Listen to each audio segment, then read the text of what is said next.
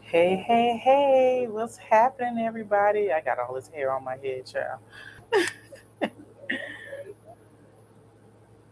I know I haven't done a live in, jeez, like I can't even tell you. I think it's probably been like a year since I've done a live stream. And so I just wanted to come and give you guys a little bit of a life update because I have been working so hard. Um, so first things first. Hey girl, what's going on? I got an email from one of my longtime subscribers, and I told her, and I had so much to tell her, and I didn't want to say everything in an email because you know what I mean. So much has gone on. It's so crazy. I've been divorced for 2 years. Like, is that crazy? I've been divorced. Hey, girl. What's going on, Missy? What's happening? I've been divorced for 2 years. It doesn't seem like it's been that long. Cause I always in the back of my mind whenever I like meet somebody or whatever, they're like, "Oh, how long have you been divorced?" And I'm like, "A year," because it seems like a year, but my divorce was finalized February the 7th, 2021, and we're in 2023. So I've been divorced for 2 years. And so I just wanted to come, and just give you guys a nice little life update, tell you what I've been doing. So much has happened, so much has gone on, so much growth has happened. Um, and so I'll just start with first things first. My kids are doing great. Viola will be 9. Viola will be 9 on the 27th of July. Can you believe that? Like, oh my God, I cannot believe that girl is about to be 9 and she's almost as tall as I am. She is a big 9. Hey, Drea. I know it's a hot mess. I know. I've been so busy. Like, single mom life is just, I had no idea. And so I'm going to tell y'all, I'm going to give y'all the lowdown on everything. But yeah, Valerian is 5.5. She's going to be starting kindergarten in the fall, and Viola's going to be in the fourth grade. Crazy, right? And so currently, I'll start with what I'm doing. I know the last time I talked to you guys, I was working at Amazon. I resigned from Amazon back in February of this year, and I'm working. I am a teacher.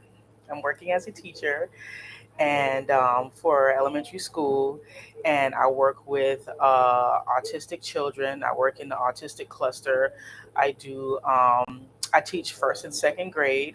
I don't really do a whole lot of teaching. I teach a little bit, but since my class is autistic children, it's a lot of behavior management, a lot of behavior management, and a lot of behavior management. So I teach a little bit when they will sit down and let me teach, but for the most part, I am teaching them to communicate verbally, to use their words. I do have, excuse me, I do have the summer off. However, we still got to make money, because single mom life, you got to make that FU money. And what is the FU money, you ask? It's the extra money that you make where you do not have to ask anybody for anything. So right now, I am working at a high end grocery store. And it's a high end grocery store because, I mean, I've never been in a store where I didn't want to purchase anything, but where I work at currently, ain't nothing in that store I want. Because when I started working there, they gave us like a goodie bag.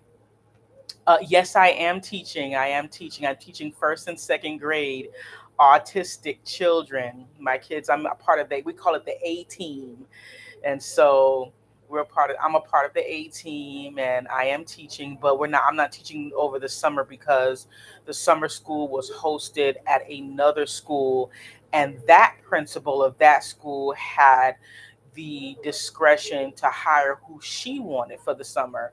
And so, unfortunately, I was recommended, but I was not selected because, everybody was trying to get into it. And so, my principal told me next year she might be getting the opportunity to host a summer school at our school. And then, of course, she would definitely hire me to teach summer school because I deal with the kids. My kids are the most violent. And I'm just going to tell you that it's a lot of behavior management. And so, yes, I am teaching, but in while summertime, I'm working at a high-end grocery store. And as I was saying, they gave us when I first started working at the grocery store. I'm a cashier. They gave us like a goodie bag full of snacks, and them snacks were so nasty. They were like all organic, and I was like, I ate it because I was hungry, but nothing in that store is appetizing enough for me to buy. So yeah, I work there. It's a cool environment so far. Um, I'm very leery of people because of the stuff that I've been through. So I come and I go. I don't bend no conversation too much. I'm a very upbeat and chatty and happy person, but I ain't trying to be best friends with nobody. I'm kind of like scarred in a way. And so I have a little bit of what do they call it? Relationship PTSD. That's what I made up because that's what it feels like. Relationship PTSD, where I don't really want to fool with people too much. Because folks are funny, like they be cool with you one day, and I think that's probably me being 41 and already been there, done that type of situation. And you know how people can be real funny when you work with, and we if y'all got TikTok like I got TikTok, they scream your coworkers are not your friends. They are not. They're wishy-washy, and that's just how it is. So anyway, yes, I am working during the summer part-time, you know because I'm not trying to kill myself. I'm at a stage in my life where I do not want to work hard. You know what I'm saying? I do just enough to not get fired. I am not superstar employee. I am not going over and beyond, because if you've been in the workforce as long as I have been, the people that go over and beyond, they never get promoted, they never get a raise. The horrible employees, not to say that I'm horrible, but the terrible employees are the ones that get all of the good, benefits. And so I do my job, and I throw up the do sign and hit it on their behinds. And so, yeah, so, well, I guess I'll just get into, situation. Like, we've been going back and forth. Um, my ex-husband, we don't go back and forth. I'm just okay. So hey, hey, hey. So the thing is with me is that I've been through so much with him because oh, the girls are great. They're big. When you play this back, I explain to them they're girl not almost 9 and 5.5 child, and so they're doing really, really, really well. I had them in therapy, especially Viola, because she was having a hard time with the separation. Going from, and y'all can look at my videos. I got 10 years of videos from me struggling to conceive, to conceiving, and having this whole life, and then finding out my husband was cheating on me, and then divorcing, and just living this life can change like within a split second. So my life has completely changed, and for a long time I think Vern was pissed off. Oh, I'm gonna share all of that. I'm gonna share all of that in a second. I felt like Vern was pissed off, like he was like trying to punish me for divorcing him. Like everybody, I felt like had that kind of sentiment, like punishing me for divorce, because all of this old school thought process of ride or die, sticking and stand. It's just like, yeah, that's fine if you want to do that. But I was in a situation where I was pregnant with my third, which I ultimately lost. Um, and he was out there slinging community ding-a-ling all over the community. And I'm not trying to get AIDS from nobody. And I mean, I had undisputable proof in black and white, you know, in his emails when I access his emails. And, he was offering fellatio. He was offering, how long can we be together before we can have a baby? Like, he was really out there, like out there, flying folks out from North Carolina, South Carolina, and just doing telling me that he was working 7 days a week overtime and working 4, 5 days and hanging out the rest of the days of the week, like shit like that. I can't have nobody in my house doing that. And I literally, for a long time, I was completely oblivious to all of it because children consume your entire life. And so, I date people that I match with. And so I don't have time for foolishness at this point. And so, yeah, he was being really like horrible to me, you know, because he thought it was like, oh, I'm just gonna wait. Vern always has this thing about, oh, I'm gonna wait for her to calm down, and it's just like it's not about calming down. It's over with. We're done. You go your way, I go my way. So I had to take Vern to court. Hey, Tiffany. I had to take Vern to court for child support because even though, and a lot of people, there's a misconception that says once you get a divorce and you get a child support order, that the man automatically starts paying support, and that is not the case. Vern was not giving me anything voluntarily. And just like a lot of people say, men do not like to give women money that they're not sleeping with. This man was giving me his whole check for 9 months of our marriage, and when we broke up, he was not giving me 50 cents. So what I did, I went to the courthouse and I filed a case with the child support enforcement. Nothing happened. Then I was told and I was referred to the Department of Revenue. The Department of Revenue are the ones that take your license, take your house, put liens on your stuff. They the ones that go get that cash for you. And that's exactly what I had to do. And I was called nasty and bitter and all of this stuff.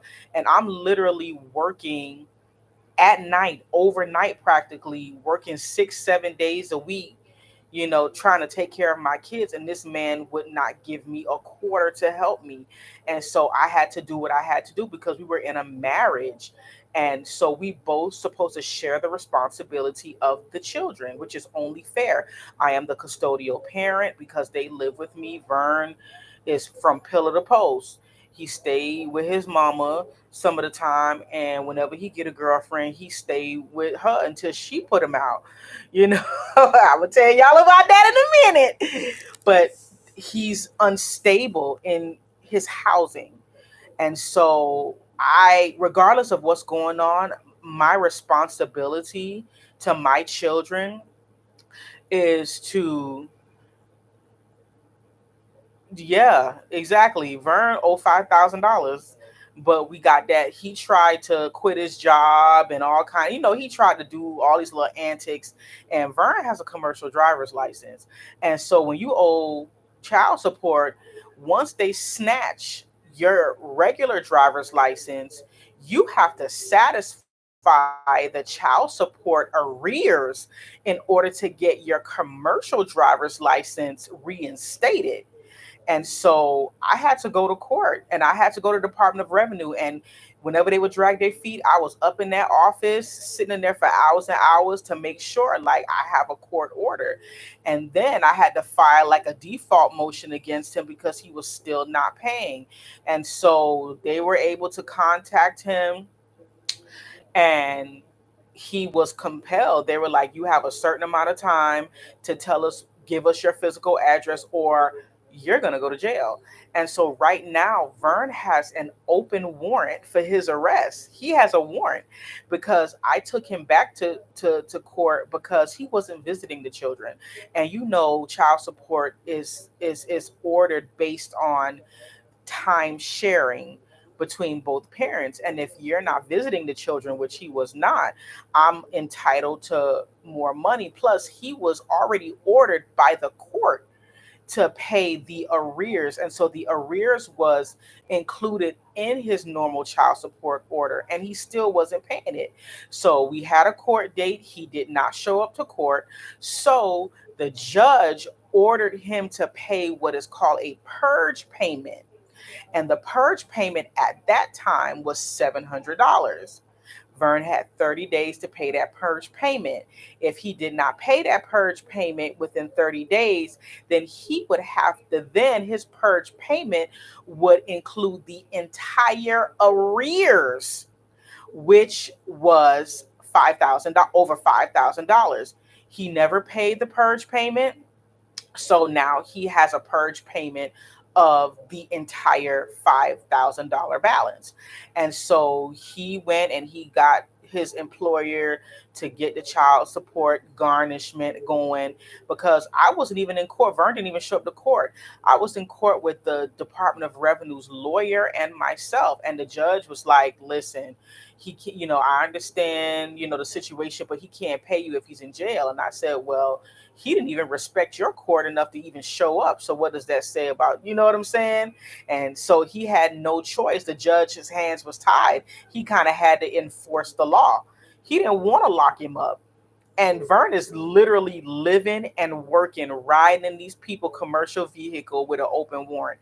If he gets arrested tonight, he's gonna go to jail, and he has to pay the entire $5,000 in order for his ass to get out of jail, or he has to sit in jail for 180 days if he don't come up with the money to get out.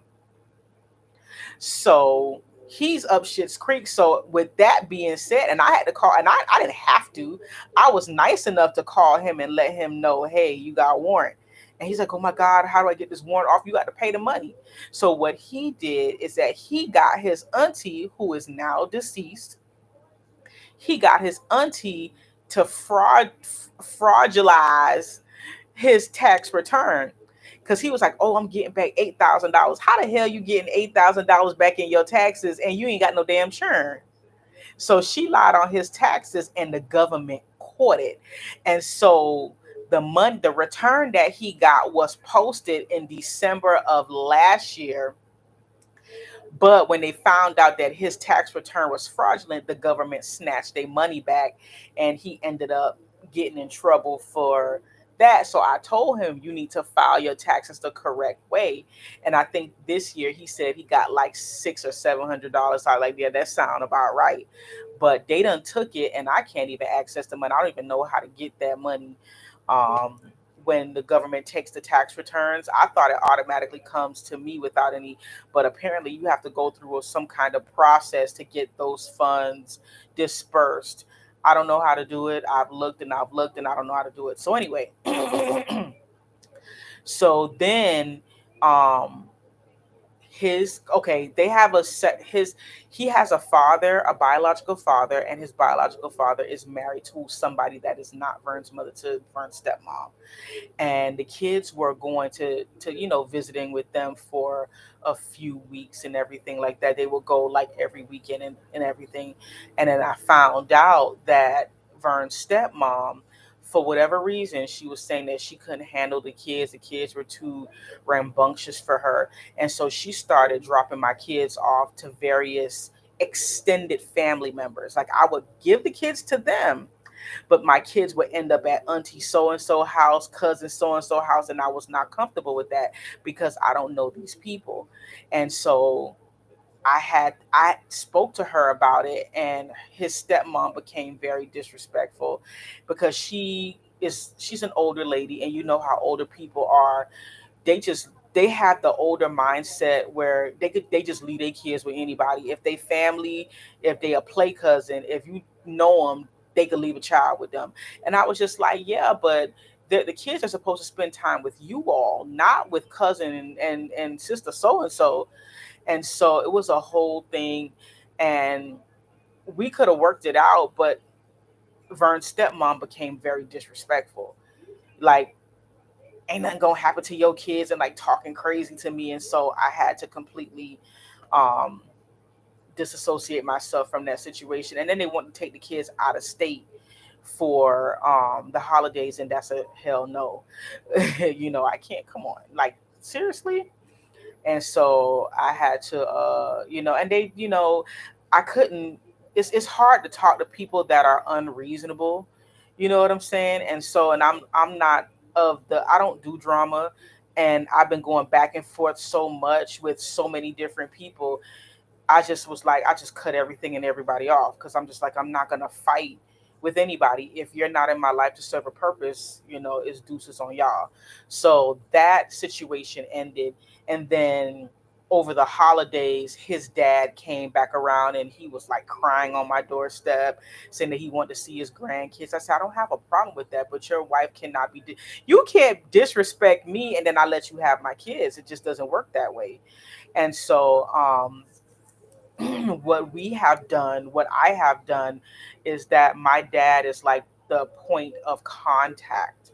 My dad does everything. We do everything through my dad's house and my dad. So my dad is the one that he has contact information for everybody. Vern's biological mom, Vern, when he gets on my nerves and is disrespectful, I block him because what you're not going to do is you're not going to after all of the stuff that you've put me through, and as difficult my life is right now. Like, I'm working so hard. I work a full-time job and I work a part-time job in conjunction with each other. It's like, oh, I'm just working for the summer. No, no, no, no, no. I work two jobs on the regular just to have surplus. And so, as hard as I am working, and the fact that you don't give me anything, my child support is $159 a week for two children. 159. And that literally fills up my tank and get the kids something to eat. I can't even buy anything significant with that money. You know what I'm saying? And so you're not offering to help, and all he wants to do, he doesn't care about the children. All he cares about is my dating life, my personal business, who I'm dealing with. That's the only thing that Vern is caring about. He don't care about nothing, or none of these kids. He don't even ask about the kids and their schooling. He don't ask about nothing about the kids, you know. And so, you know, I had to, I don't tolerate that. And it's just like, listen, we are divorced. I don't owe you anything. I live my life in a very respectable manner. I do casually date. I am a serial casual dater. I do not have a boyfriend. I do not want one. I am very happy with going out, hanging out, and doing my own thing. You know what I'm saying? And taking my behind to my own house. Do I want to be in a relationship? I'm not gonna like push it away if it happens, but I also have children that I have to think of. I don't want to live with any guy. And I think that's the biggest issue with a lot of the guys that I date, is that the first thing they want to talk about is moving into my house. And it's just like, I live in a small place. Like, you got to have your own place. Like, if you trying, like, I have two children, you got to have a place that accommodates me and my children. You can't just be like, and if you trying to move in with me, then what kind of provider are you? Like, I don't do I never did that. Before I met Vern, I lived in my own two-bedroom apartment for 8 years before I met my husband. And Vern moved in with me. And so we're not doing that. We're changing the way that we do things. Right. And so we're changing the way that we do things. The stuff that I did in my 20s, I was very naive. I did not know any better. Now that I am 41, ain't no man moving in with me. If you don't have a home to put us in, I'm not going. And I'm talking about a single family home. I'm not moving from my apartment to another apartment, because if one day you decide you want to put me and my kids out, like I went through that. When I put Vern out and filed for divorce, Vern stopped paying all the bills. I was not working. I had to give up thank God my landlord didn't evict me. I gave up, I signed the apartment over to him, and I had to live with my parents, which was a complete nightmare. My parents offered, for me to stay with them so that I could save money and, purchase a home and everything. And everything was great for 30 days. And then my mother, who suffers from mental illness, just started to make my life a living hell, because I don't know, she's just one of those people that feel like you have to struggle. You have to go through some kind of weird struggle in life. And she felt like, oh, like, who do you think you are? like that type of attitude, like because she's of the generation where women are cheated on repeatedly and they stay with their husbands. She's from the Bahamas, and she was raised by her aunt whose husband, he was a government man, he worked in parliament, and he had a couple of different families all over the island, and this lady would not divorce him because she wanted the lifestyle and she wanted to keep maintain her lifestyle. But in order to maintain and to keep up those comforts, she had to deal with this man cheating all over the town, on her, and it was so crazy that all the illegitimate kids would come to her house begging for money and begging for food. You think I want that kind of nonsense coming to my house? I'm not doing any of that. And I always said that cheating on me was a non-negotiable. You know what I'm saying? Like I have ride and I have died for a lot of bad behavior, but cheating is something that I cannot tolerate because I don't want HIV, AIDS, or herpes, or an incurable STD or STI. You understand what I'm saying? And so the words that came out of my mother's mouth was, "You're not special. All men cheat. As long as he's not whooping your ass, you need to stay with your husband." And she wanted me to get out of her house and go back to my husband because I'm not, who do I think I am? I am not special. And it's just like, Bible worker, because she prides herself at being a Bible worker and an old super saint. This is the advice you giving me? But you have a fit when you catch my dad watching porn. Like, you bust the TV with a hammer when you catch him watching porn. But because you like Vern, it's okay for him to sleep all over town on me. But because he's a good guy and he's not abusive and he come home all the time, I'm supposed to stay in that relationship. And she told me that I was gonna die alone. She told me so many. And you know what? I have not spoken to my mother since we left her house in December. December, I think it was December 23rd, because a few days before Christmas. I spent Christmas at CB Smith Park with my children, living in the Motel 6. And I said after that, I would never speak to that. When she tried to jump on me, she tried to fight me because I was just like, what the hell kind of Christian are you? And of course, she did a lot of other horrible things to me, and, being mean to my kids. And I just felt like I had been fighting my mother for all of my life. You know what I'm saying? And the time that I needed that support, like, she wasn't there, and she actually contributed to a lot of the pain and the anguish that I was feeling. And so I decided to end that relationship, and it's completely severed and it's done. And there is nothing or nobody on this planet that can make me talk to her. You know what I'm saying? That lady said I was gonna die alone. You know what I'm saying? You say, and then my child was standing there, and it's not even just the things that she said to me in that moment. It's the subsequent things that she continues to do. It's the ongoing disrespect that she's constant. I'm constantly going at it about her putting her hands on my children. You know what I'm saying? Because I'm in a bad situation where I do not have extra money for a babysitter. It's $15 an hour per child. It's $75 for somebody to come and watch my kids for like a few hours per day. I don't have that kind of money. I don't even have money for aftercare or any type of craziness. All of my kids are attending the same school that I teach at because I was tired of just going from one school to the next school, and it was just too much stress on me. And I'm trying to fashion my life where I don't have to heavily depend on my parents. With me working, because I work at night so that I could have my kids in the daytime. I work at night so that when they do go with my parents, they stay at my parents' home. I have nobody else to keep them.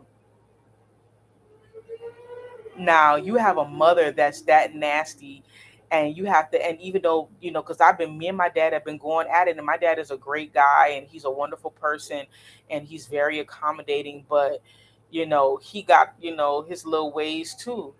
I'm in a situation where I'm forced to depend on people to help me with my kids because I cannot afford to hire a babysitter. If I had the money, I would have literally cut everybody off, you know?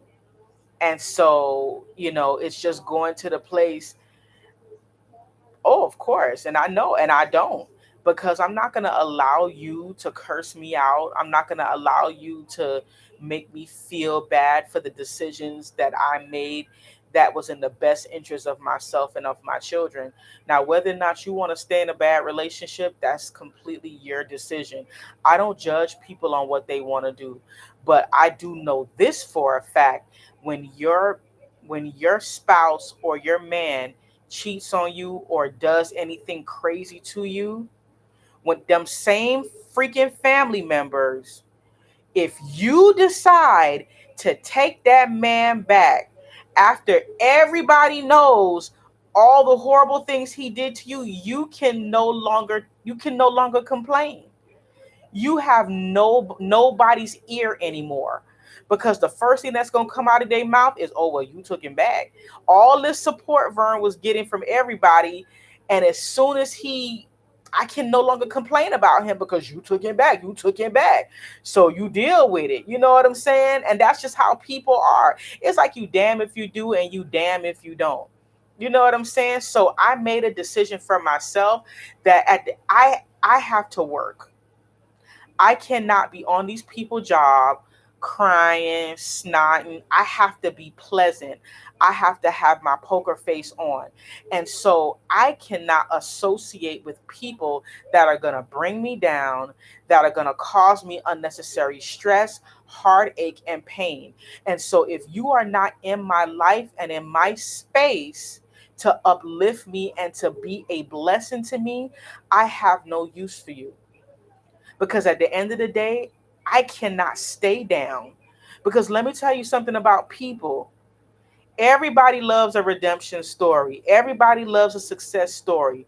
But let me tell you, when you down bad, that shit has an expiration date. People don't want to hear your damn sad story for too long, because at the end of it, they going to be like, okay, so, I mean, I get it. You got done wrong. So, what are you doing to move past it? Because we can't stay in this place. That's what people want to hear. They want to hear, what are you doing to get past it? What are you doing to heal? And I just hate that whole notion of healing, because I just feel like when something like that devastatingly happens to you, just like if you have a serious injury to your body, yeah, you may heal, but you still have that scar there. I have made peace with the situation and I have moved on. But I have a scar on my heart, which not only it doesn't make me bitter, because I am not bitter in any way, shape, or form, but it gives me a renewed awareness of what not to deal with and what not to tolerate. I tolerate next to nothing. That is in my working relationships and that is in my personal relationships. I tolerate next to nothing, because I feel like at 41 years old, I have more years behind me than I do ahead of me. And I spent my entire 30s with someone who was not a good person, who ended up not being a good person, because we had a pretty good marriage.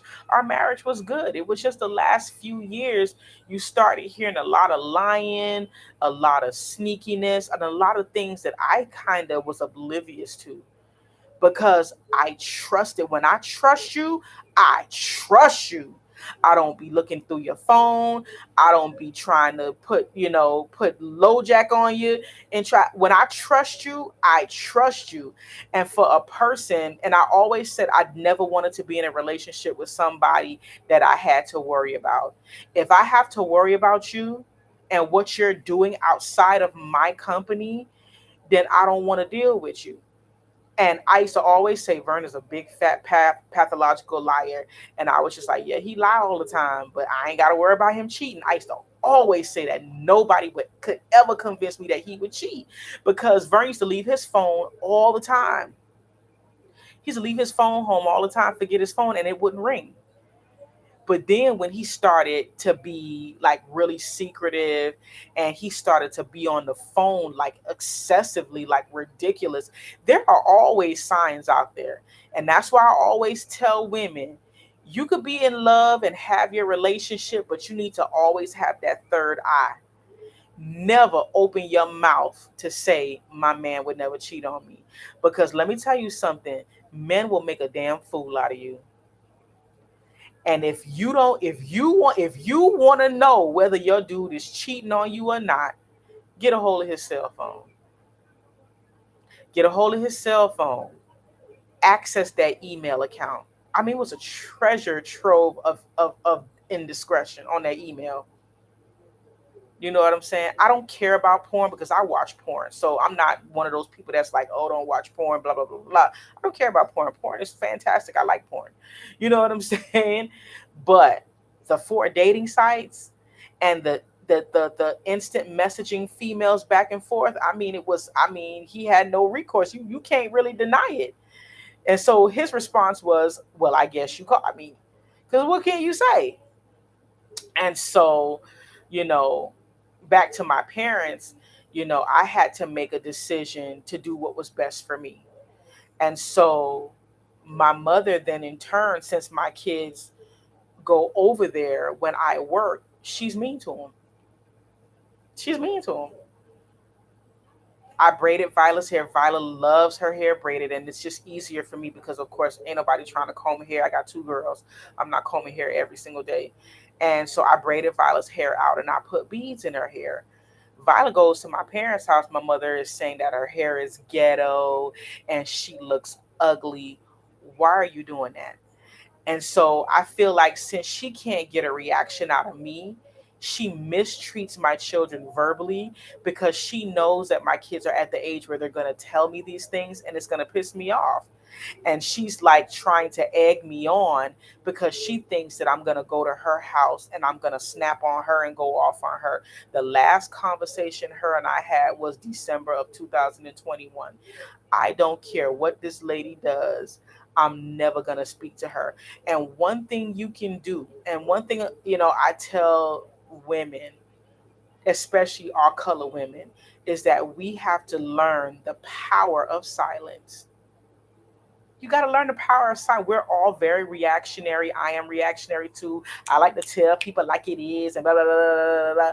But to be honest with you, your power in shutting the hell up, I'm telling you, to me, I feel like it hurts her more that no matter what my kids come and tell me the mean and nasty things that she says to them, every time I pull up in their driveway to drop them off or pick them up, she will sit outside in her chair, because my mother likes to garden, and she will be in there and she will sit and stare at me, waiting on me to get out of my vehicle to approach her to respond, and I will not say a word. She A couple times she's come to the vehicle and said good morning to me, and I say good morning, and that's it. I don't speak to her. She goes to my children, especially Violet, because Violet's the oldest, and she tells my kids that I'm a nasty person. Oh, she berates me to my children all the time. She maligns me to my children, says that I'm a nasty and disrespectful person. I'm this, that, and the third. And they tell me, oh, mommy. And I said, one thing that you have to understand, you have to let people say what they want to say. Because at the end of the day, I cannot control what people say. And I always segue that into teaching Viola about the kids at school. You can't control the people at the schoolhouse. You can't control them, but you can control your participation. Oh, you want to be mean and nasty? I will never freaking speak to you again. I will look you in your entire face and just look through you. I won't say nothing to you. You know what I'm saying? And that's my power. And people in this society where they're so reactionary, they want to fuss and they want to argue and they want to go back and forth and this and that. It burns a hole in their soul that you don't speak to them. And my mother especially hates the relationship that I have with my daughters because my mother was the kind of parent where she felt like since she had such a horrible upbringing that the life that the middle class lifestyle that she provided for my brother and I, we always had to pay her back for everything. If she threw us a big birthday party, we had to get up at 7 a.m. and pull weeds. If she did anything for us, we had to always pay her back. When I was 7 years old, my mother got up one morning when I was 7 years old and decided she no longer wanted to comb my hair. She no longer wanted to comb my hair. And then, so I had to figure it out. Good thing, I was one of those black girls that had long hair. And, back in the 90s, what we used to do in class, you always had a friend in the class that could bump a ponytail or do some plaits or whatever in your hair right quick because we stayed having a substitute. So they'll be like, don't worry, Shantikas, we'll get you right. And whenever I would do my hair myself, like my mother would sit and she would laugh at me. She would laugh at how messed up my hair was because I didn't know how to part straight. And to be mean for sport, it's not the fact that you're being an asshole just to be an asshole and that you're not trying to be a good person. You're being mean for sport is something that I just, and this kind of shit was going on my entire childhood, you know? And the fact that I comb my daughter's hair, they get fresh box braids every 2 weeks.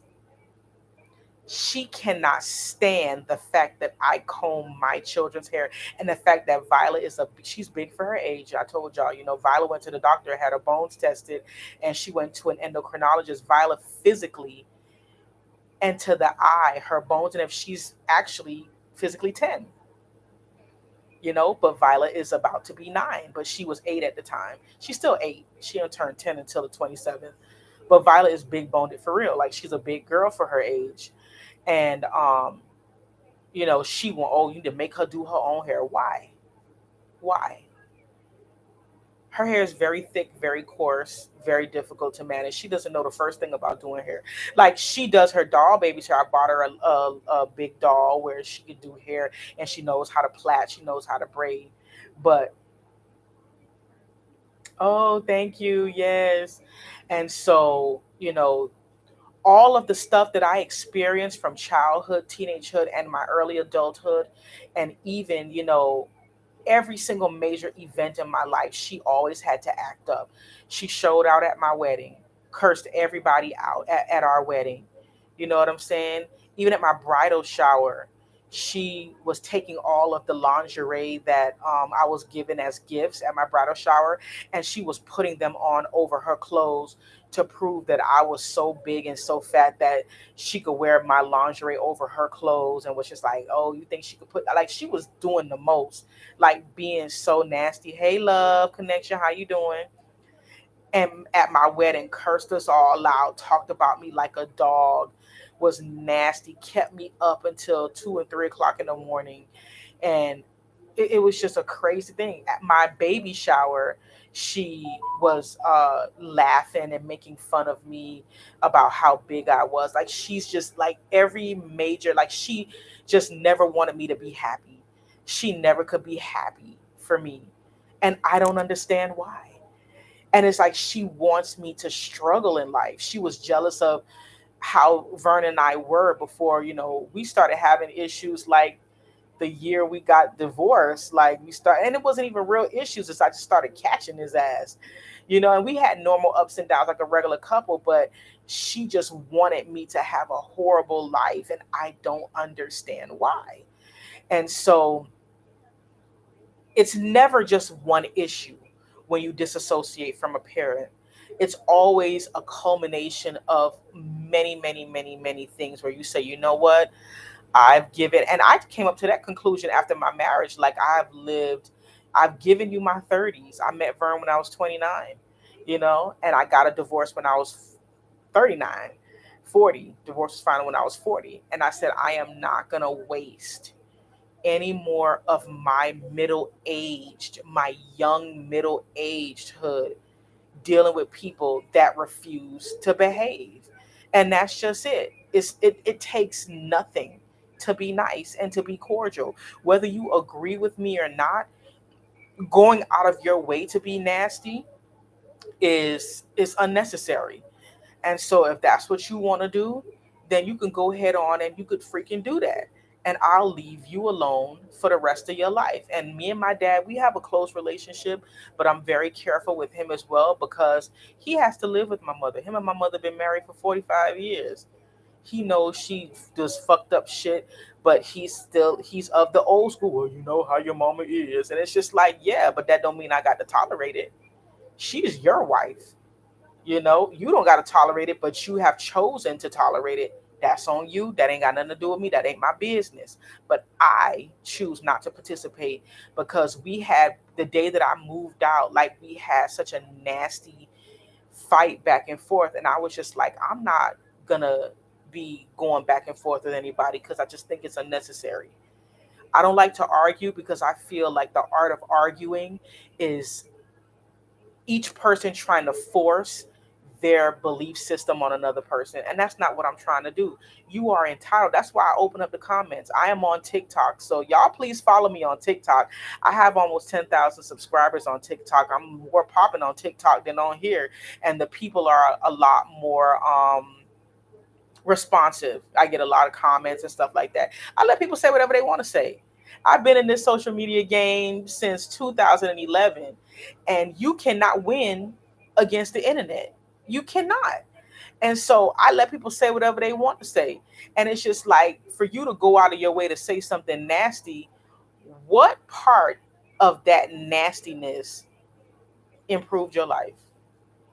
You going out of your way to say that I'm fat, I'm ugly, I'm black, I'm bald headed, I'm four eyed. What a part of that comment paid your bills? What part of that comment improved your health? What part of that comment is gonna make you rich? None of it. And so why say it? Oh, because you're trying to get a reaction out of me? I don't care in general. I'm telling you, 40 has changed me. Okay. I'm in the okay phase. Like, oh, you don't like me? Okay. Ask my kids. When I'm tired, I go to sleep. When I feel depressed, which is often, I go to sleep. I went through this whole phase because I felt like I had to lose all of this weight. Oh, I'm single now. I'm divorced now. I gotta make myself look good for the guys that I want to meet. I want to da da da da da da da. And I was just like, so you finna be skinny just to get cheated on? Because at the time I was just like, all men cheat. Men are trash. Like, what am I getting fined for? What am I getting skinny for? So I could be fine and still get cheated on because literally, like, I'm on dating sites and I can tell you with with a straight face that 90% of all of the men 90% of all the men that match with me are married. And we're not talking because I have a very specific uh type. I have a very specific type now because we are no longer doing dum dums. We are no longer doing, you have to be college educated to talk to me because I am an intellect, and I cannot do oh my God, you're using big words. I can't deal with that kind of ignorance. I don't like to talk just about pop culture. I want to talk about current events. I want to talk about politics. And I cannot stand a person that is just completely oblivious to adult concepts and subjects. It's just not going to work for me. So, yes, I've been on a lot of dates with a lot of white men, a lot of CEOs, a lot of businessmen, and I'm here for it. And you know how it is. They already curious about black women. So, it's kind of fetishy a little bit. That's how I feel because the guys that I've gone on dates with, like, they're so enamored. And I'm not the best looking person in the world, but I ain't ugly now. And so they're so enamored by me. It's a good time. You know what I'm saying? But it's very, very awkward. Like, I am really, really trying to broaden my horizons, but it's like it's very awkward for me to date a white guy. It's very, very awkward. I feel really, really weird. it's very awkward for me. But I'm doing it because, black men ain't really checking for me like that. You know what I'm saying? And so, yeah. And it's just crazy. Like, I met a really great guy that I was talking to for like almost a year, but he had a personality issue. Like, he wanted somebody to kiss his ass. And I was just like, yeah, that ain't me. And he was a paymaster, and he was throwing, zelling me money, surprising me, and paying for this and paying me that. He flew me out to Atlanta for just to have lunch with me. Like, he flew me out to Atlanta. I'd never been to Atlanta before, and I have anxiety, and I was just like, I was freaking out on that damn plane. I never flew Delta before. And yeah, he flew me out, and we had a great, great, great time. Unfortunately, he had some issues that he didn't tell me about. And, he kind of like embarrassed himself a little bit, but, I won't put him on blast or nothing like that. But we had a great time, and I flew back the next morning, and it was great. And so, it ain't the young chicks that get flued out, us regular chicks get flued out too. But it was a great experience. And we talked, but it wasn't working because the respect level wasn't there. And a lot of men who have money, they really want you to kiss their ass. And I am no booty licker, honey. I could care less what you could do for me financially because I am a worker bee. I work a full time job and I work a part time job. And so I don't really need anybody to pay master me or dangle no money in front of my face, to get me to do stuff and get me to put up with anything because I just don't give a shit in general. You know what I'm saying? You treat me the way that you want to be treated or you just go away. So aside from all of that, but I do date, and a lot of guys they want to meet my children, and that's another thing that is like a hell no. Nobody meets my kids. If I don't have a ring and a date, a ring and a date, you will not be meeting my children because moving into this single mom space, you hear all of the horror stories where boyfriends are molesting and abusing children. You hear all the horror stories where the kids feel like mama put the boyfriend ahead of the kids. And I never want the word boyfriend to be in my kids' mouth. You know what I'm saying? I never wanted that. I don't want that. I am not that type of person. I am not looking for a father. They have a daddy. You know what I'm saying? I am not looking for nobody to raise my kids because I have a village. My dad is active. They see my brother sometimes. And so they have a village of men where I don't need to look for nobody to be a father figure to my kids because they don't need that. You know what I'm saying? And so if we're casually dating, as far as I'm concerned, dating is not exclusivity. Like I just feel like as long as if I'm not married to somebody, married means you're attached. As long as I don't have a ring or a date, I can pretty much do whatever I want, and I do whatever I want. Now, in the dating space, I do not talk about my I don't broadcast it. Let's just say that.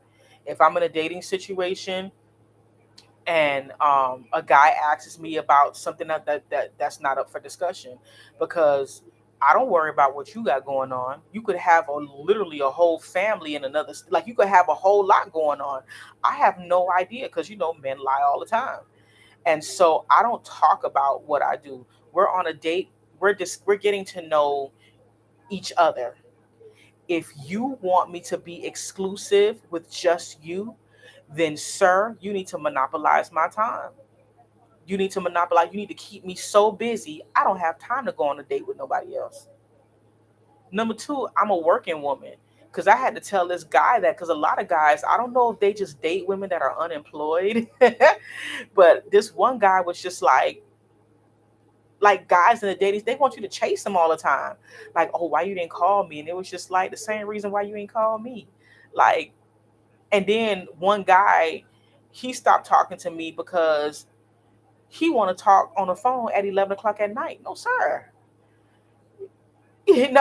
Oh, but you off on your night job. I know I'm off on my night job, but I still have a day job. I still got to get up at 5:30 every single morning, and a lot of times I was getting up at 5 a.m.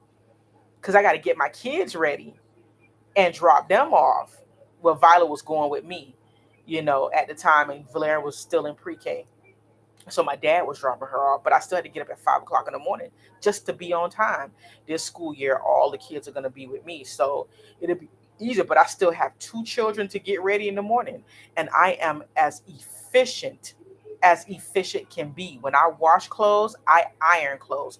Everything in their drawers and in their closet is ironed because I do not have time in the morning to get the hell up and trying to freshly iron some fresh clothes. We ain't got time for that. They don't even eat breakfast because they eat breakfast at school. If you don't like what they have at school, then there's some muffins and a yogurt. You could have it in the car and some fruit. You could have it in the car if you don't want the school breakfast. But I live my life in a very, very strict and ordained fashion because I am constantly working. You know, I cook. I can't afford to be eating out all the time. And so I cook all the time. You know, I got a picky 5-year old that want to eat spaghetti every day. So I make spaghetti. Like all them generational curses that we done obliterated. Like I cook two separate meals because I want her to damn eat. She want to eat spaghetti, homemade spaghetti, people, homemade spaghetti. Violet eat what I eat. Violet eat whatever I eat. But Blair, I don't like that. And my rule in my house, if you don't like what I make, you can have two bowls of cereal. That's it. Nobody goes to bed hungry, you know. And so I live my life where I don't have a lot of drama. I require men to get a hotel room. You want to spend time with me in that way? You gotta get a hotel room. You can't come to my house. Because when you start acting the fool and you want to show up to my house acting the fool, I don't got time for it. You want to hang out, you want a little something, something, that's fine. Get a hotel room. Got plenty of hotels in Miami. I live in Miami. Plenty of hotels that pay by the hour. I don't bring people to my house. I don't, whether my kids are on visitation or not, I don't bring people to my house because I don't want nobody popping up on me. Nobody knows where I live. I meet everybody. Wherever you want to meet at, whatever restaurant you want to meet at, I'll meet you there. You want to have a nightcap? Go get a hotel room. Can I come to your house? No. No. And so most guys don't want to spend money. Okay, cool. Then too bad. It is what it is. And so I live my life where my personal life stays personal. My dating life is none of my children's business. They are not privy to any of it. Now on the daddy side, we are not so fortunate. So, story time within a story. A few months ago, I took the kids out on an outing because I'll say this also, my kids will never have perfect attendance because I know that they're struggling emotionally and they have a lot of issues or whatever. And Viola started a brand new school in the middle of the school year and she was having issues like making friends and stuff like that because the cliques were already established. And so I gave her, she had a bad day at school. I always got my extra money available. And so I didn't have to work that night. And so I decided on a whim to take the kids to Dave and Buster's. We went to Dave and Buster's, had a great time, and then I took them to TGI Friday. TGI Friday because I really like uh their steak. They have a Philly cheesesteak egg roll, so good. Y'all got to try it. And so I took the kids to TGI Friday, and so we were sitting there, and Valerian was like complaining that she was like doubled over in pain, that she had a stomach ache or whatever. So I said, packed up the food to go, and I was gonna take her over to Joe DiMaggio, and which is a children's hospital in Florida if you're not from Florida or whatever. And we were right down the street, so I said I'll take her to the ER right quick to see what's going on with her stomach. And so, as I do always, which I have since stopped, whenever something happens with the kids, I always shoot Vern a text or I give him a call and let him know what's going on because I'm such a great ex-wife. I keep him informed since he don't volunteer to ask nothing about the kids, keep him informed. So we're sitting in the lobby because of course the children's hospital is always jam packed. We sit in the lobby waiting and I get a phone call because I text him. I said, "Hey, I'm in the hospital with Valerian." Get a phone call. And so when I answered the phone, I said hello, and I heard hey, hey, I heard a female yelling in the background. And I was just like, I thought it was a mistake. So I just hung the phone up because I don't know who the hell is that screaming. Like literally, like screaming. I just hung the phone up. So he calls back again. The lady is still screaming in the background. And so I hang the phone up again. He calls back again. And I was just like, who is that screaming in the background? And the female voice was like, this is his woman. Girl, if fire could have came out of my ears like the cartoons, fire would have came out my ear. I mean, I was like, okay, so here we go with the bullshit. This is his woman. And I was just like, well, I don't talk to hoes. Vern, Vern, can you talk? Because I don't talk to hoes. She's not a whore. Don't call her a hoe. And you know me, I don't give a fuck. Okay? Like, my child is sick. I'm calling you, and you got this bitch on the phone yelling. She this her time to shine. Like we on TikTok. This my time to shine. He done told me all this bullshit. She finally called when I'm around. So I'm finna let it be known. I'm finna let it be known. He got a new woman in the picture. I was like, girl, give me a fucking break. I do not care. Do not care. Like, whatever. But she was insistent on one, and I was just like, can you talk to me and not to her? So he so pettily put the phone on speakerphone. I don't know if he had the phone on speakerphone or what, but she kept running her mouth, and he was just like, and I was trying to, I said, I'm trying to tell you that your daughter's in the hospital. Why is this lady screaming at me? I just want to let you know that you need to let him see his kids. And I was just like, what the fuck? I said, I don't address hoes. Why does she continue to keep addressing me? Like, nobody is keeping you away from anybody. You have decided you didn't want to see your children. That was your choice. You have not gone, you just don't care about these kids. Like, you don't never care about them. And so he's like, well, yeah. And so all of a sudden, them two start speaking French. We want to see the kids. We want to do what's in the best interest of the kids. We. And I was like, oh my God.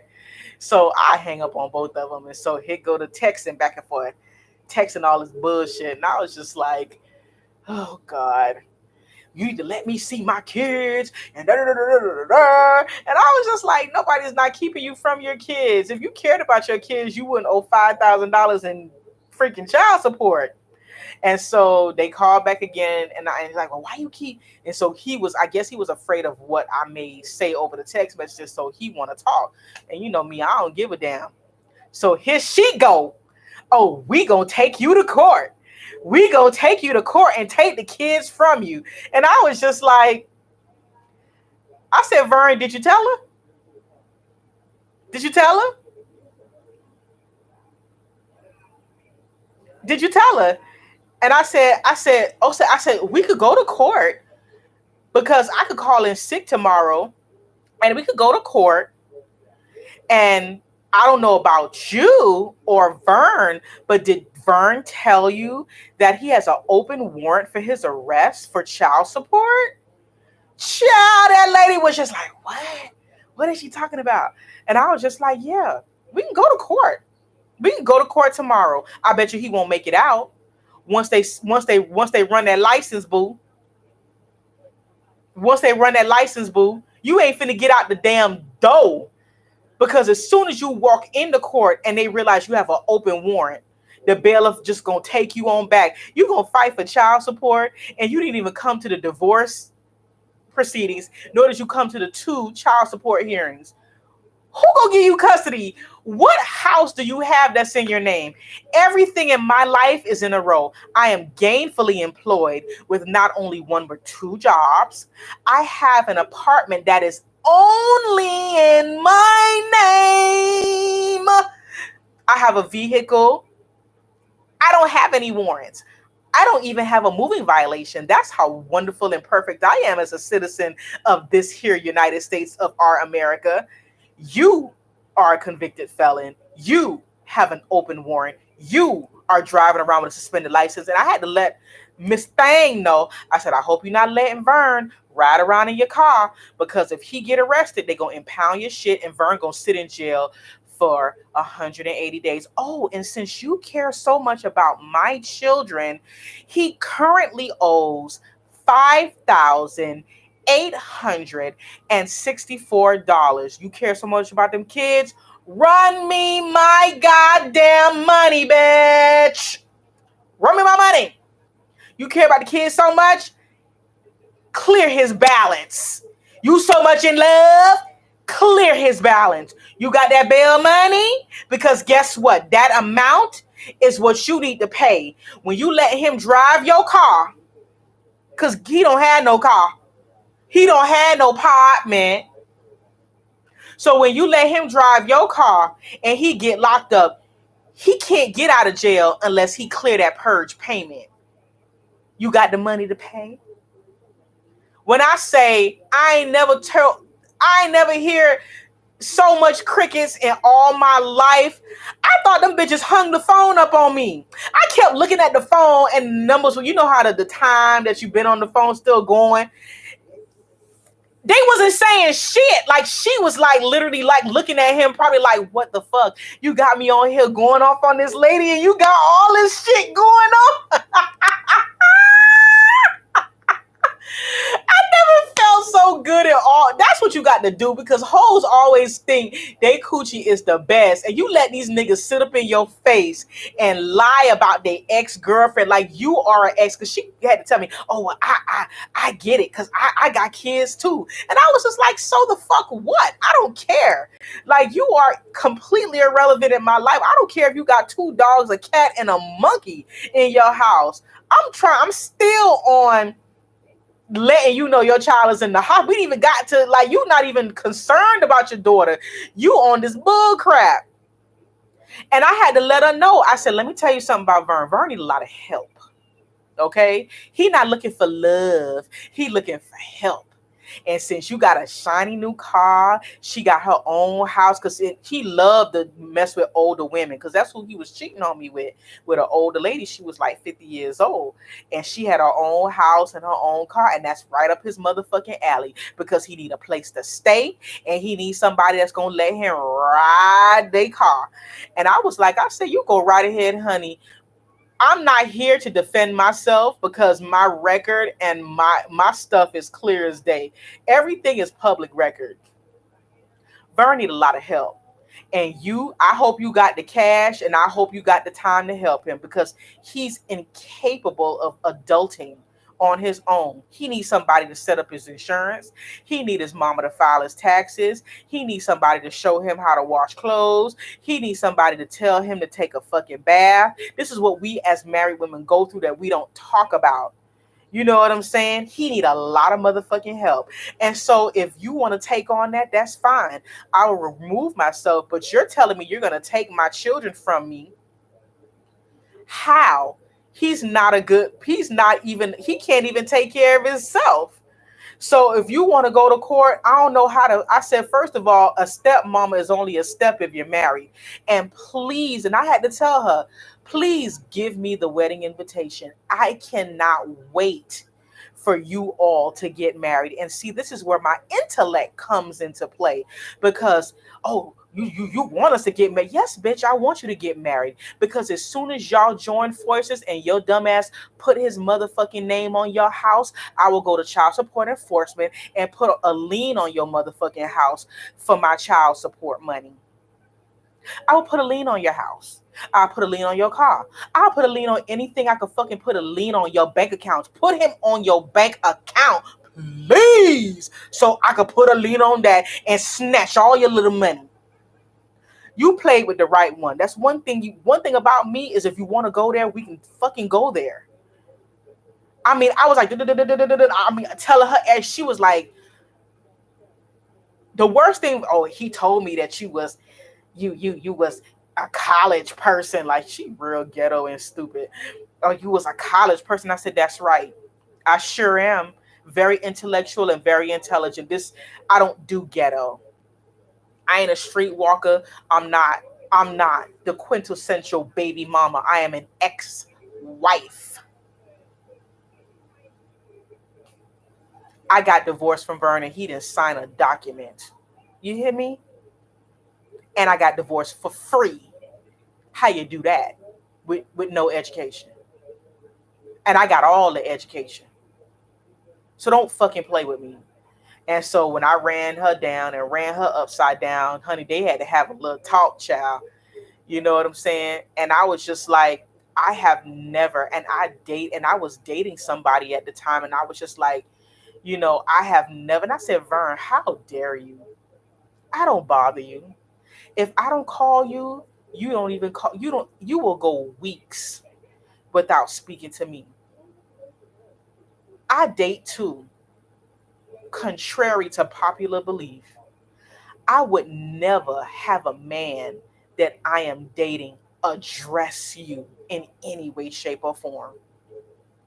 It's the disrespect. I live my life. I work my two jobs. Did you tell her that? While you running your mouth about me to her trying to get sympathy, I work two jobs and I raise my kids. I don't bother you for a penny. Not ain't like you finna give it to me.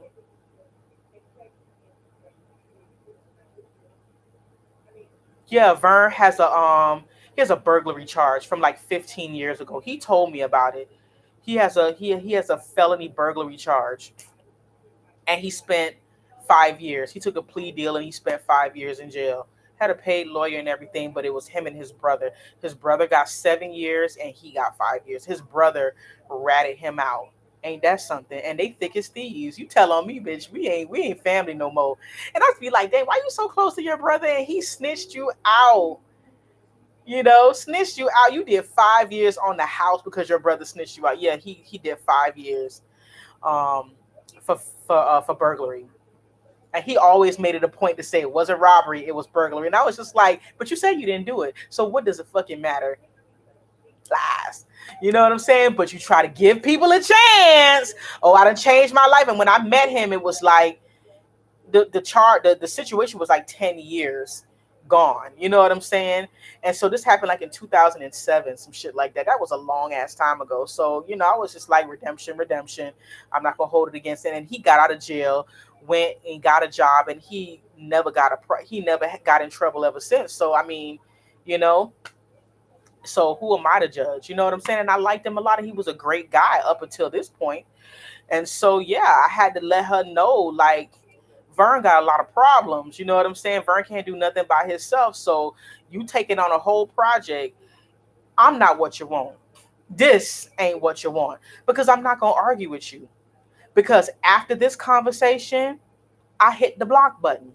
I didn't speak to Vern for 90 days. He had to talk through my father. When the kids were with my parents, that's how he got to speak to the kids. Because in my divorce decree, it specifically states, and this is what's worked out in mediation, no third party involvement. And I am very thorough when it comes to the language in my divorce decree.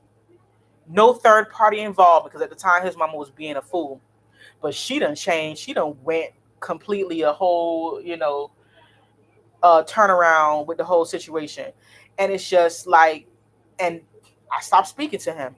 And every single time he disrespects me in that way, he gets blocked.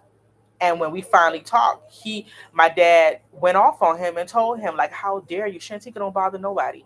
She working and taking care of her kids. Why the hell are you doing that? And they had the nerve to bring that motherfucking lady to my mama's house because he was using the girl for her car. So she decided he dropped the kids off. They did visitation and the lady was there, which I was pissed off, but I can't control nobody. So, the kids met the lady and everything. And he dropped the kids off instead of course, she can't let him drive her car by himself because of his situation. She decided to tag along when he dropped the kids off. And so I said, that's disrespectful. And then when I talked to him, I said the things.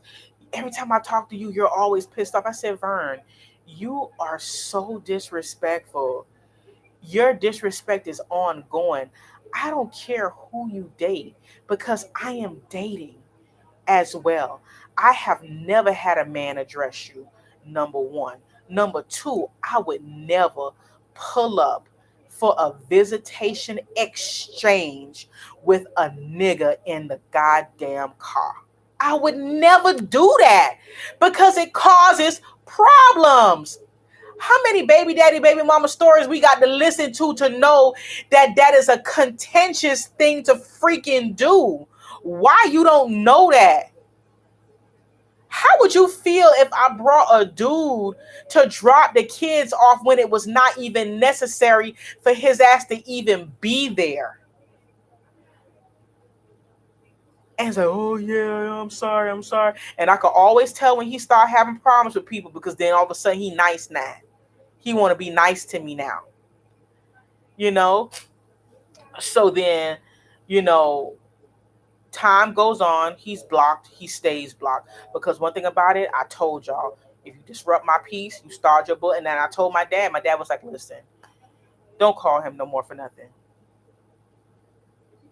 Don't call him for nothing no more. If he don't want to inquire about your children's well-being, you are the custodial parent, you are the primary parent, you make all the decisions. And I was doing this shit when I was married. I was a whole married single mama, married doing every freaking thing. He never participated in nothing. And so, me in this single space, my life really hasn't changed. The only thing that has changed is that I work outside the home and I'm extremely tired. And so, any free time that I have, like I will not go out on a date just so I could sleep. And I'm like, and I had to explain this to many men. Like, my time is valuable. My time is money, literally. If you're not gonna take care and make great use of my time, I would just rather not go. You want to fuss, you want to act stupid, I will stay home. Because Vala will tell you, if mommy don't want to be bothered, all I do is go to sleep. And even Violet has made comments like, "Oh, mommy, you're always tired." Yeah, because I work. I work a lot, and so I have no time for fucking foolishness. And so this went on for a little bit. He was with the lady. I don't know what the details were because I had completely blocked him, so we didn't talk. So all of a sudden, my dad was like, "Oh, Shantika, he got to be able to reach you. Like, take him off a block. He's not gonna disrespect you anymore." I had a conversation with him, and I told him, the rule is, if you want to speak to me, you need to speak to me while you're at work. And so he calls me because he drives a commercial vehicle. He calls me when he's in the truck at his job. He's not allowed to call me outside of working hours. And you have to be by yourself. If I hear a female's voice, if I hear one voice addressing me in any way in the background, you will get hung up on and I will block you for another 90 days. That's my thing. I will block you for 3 months. Oh no, I have Zelle. I have Zelle. I'll put it in there. I put myself. But yeah, I block him for I block him for 90 days because I worked too hard to be fighting fighting with people constantly, and I'm not gonna keep fighting with anybody. It's unnecessary. It's unnecessary, and I don't need the extra aggravation because both of my jobs are really physical. You know what I'm saying? I had to quit Amazon because I was literally leaving work bent over in pain because I just couldn't stand up straight because I was in so much pain. I was having a lot of Charlie horse cramps. I was having a lot of shooting muscle spasms and stuff like that. And so I was in a lot of, and I had to make a decision like, you're not going to, like, you can play around with your budget, you know what I'm saying? So that you can do it, for a little bit on one job. But the summer came up and I wasn't sure, what was going to happen, and bills still got to be paid. Even though I get um, child support is only 6.92 a month. My bills are double that. You know what I'm saying? With utilities and all of the other stuff like that. And so, we don't. My kids, I shop at the thrift store a lot. You know what I'm saying? I shop at the thrift store a lot. Like I get a lot of their play clothes, a lot of jeans because apparently kids grow out of jeans so fast that they're practically new. When you get them, lots of nice blouses and t-shirts and stuff. And Viola's growing. Viola's, she'll be 9 in a month, and she's in a 14, 16 in children. Valerian is 5.5, and she wears a size 8, size 1 shoe. Viola's in almost a size 5 shoe. I'm constantly buying underwear because I know how it feels to have drawers that's too fucking tight, and I don't play that. Because I used to have yeast infections all the time when I was a kid because my underwear was too tight. And when you sweat and the floor, the humidity and heat. So I'm constantly buying drawers, to fit these big bubble butts. And Violet's wearing a bra. Violet's wearing a bra.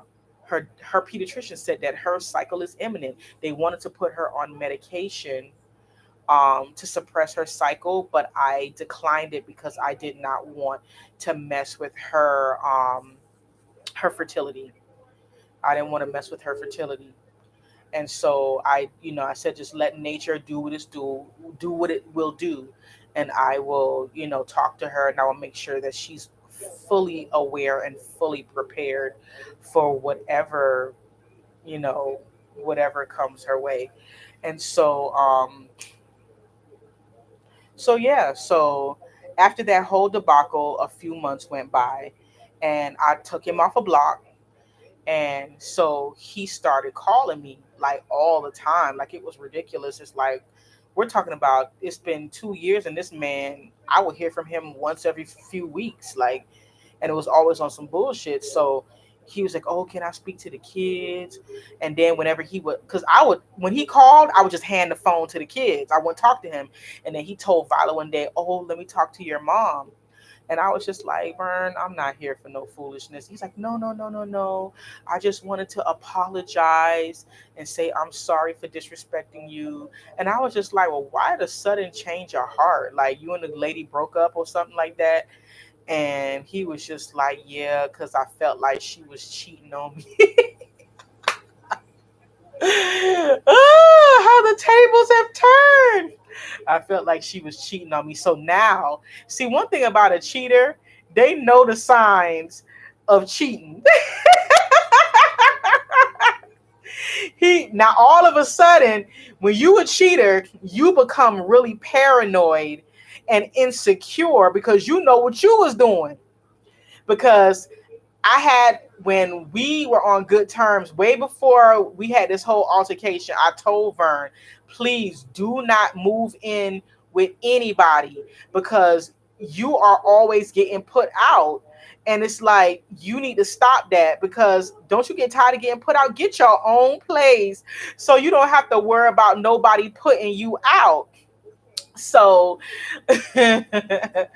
so I was like, so what happened?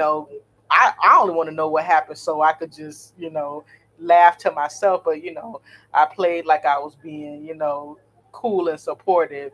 And so he was just like, the lady was always on her phone. Sound familiar?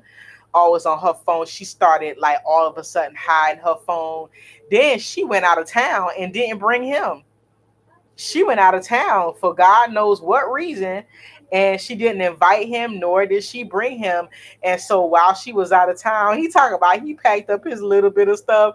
I said, didn't I tell you not to move in with nobody? Oh, I only had a couple clothes. He said, I packed up my little stuff, and he walked because he don't have a car, so he walked back to his grandmama house because his mom, she keeps her mother's home, and she pays a property tax, and that's the house that families stay in when they're down on their luck. She make them pay rent, but she keeps a house, her mother's house, his grandmother's house, you know, right around the corner from her. And people who down on their luck that get put out that can't seem to keep a freaking apartment or can't get an apartment, that's where they stay. His brother stays there, and his brother's son stays there. His brother's son is a convicted sex offender, which is why the kids can't go over there. And so that's why he cannot fight me on no type of overnight. He can't get an overnight. They have to be with his mom because his nephew is like he should be like 25 years old or in his early 20s. He's a convicted sex offender, went to jail for whatever he did to somebody's child. And so yeah, the kids can't stay over there. So he told me he done broke up with the lady, and then he was just like, I said, so what you gonna do now? And here we go with the bullshit. I'm trying to get my family back. Have we not heard this same refrain? I miss my family. I miss my family. I want to get my family back. And I was just like, well, if you miss them, like, I feel like the only reason why you're even talking to me in this capacity is because you done broke up with the damn lady. Because when y'all was hot and heavy and everything was on, hunky dory, it was like, Shantika, who? Shantika, what? Fuck them kids, fuck that lady. Like, now I got it going on again. And he was like, well, you always had it going on. And he told the word, because I asked his dad, his biological dad, I said, what's the worst thing Vern has ever said about me? He was just like, he doesn't talk bad about you. Now, the only thing he says is that you're high maintenance. And I took that as a compliment because, of course, I'm high maintenance. I expect a lot. I expect you to be great. And that's what I was telling Vern. Like, it wouldn't be a situation like if I ever in life thought about taking you back, I don't want to live with you anymore. And he was like, well, how you get back together and don't live with somebody? I said, I don't want to live with a man. And our relationship has to be open. He was like, what in the hell? What? And I said, you have ruined me because, okay, listen now, don't judge. We're in a judgment free zone. Let me play devil's advocate in regards to the whole cheating thing. I'm starting to figure out, in my travels and in, my experiences, that I just feel like monogamy is such a forced concept. People are monogamous because they choose to be monogamous, not because it's necessarily natural for them to be.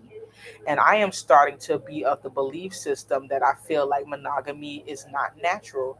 And so, in relation to relationships, I feel like we're always fighting for somebody to be faithful when they like variety. Because let's just be clear, you are never gonna find every single thing that you want in one person.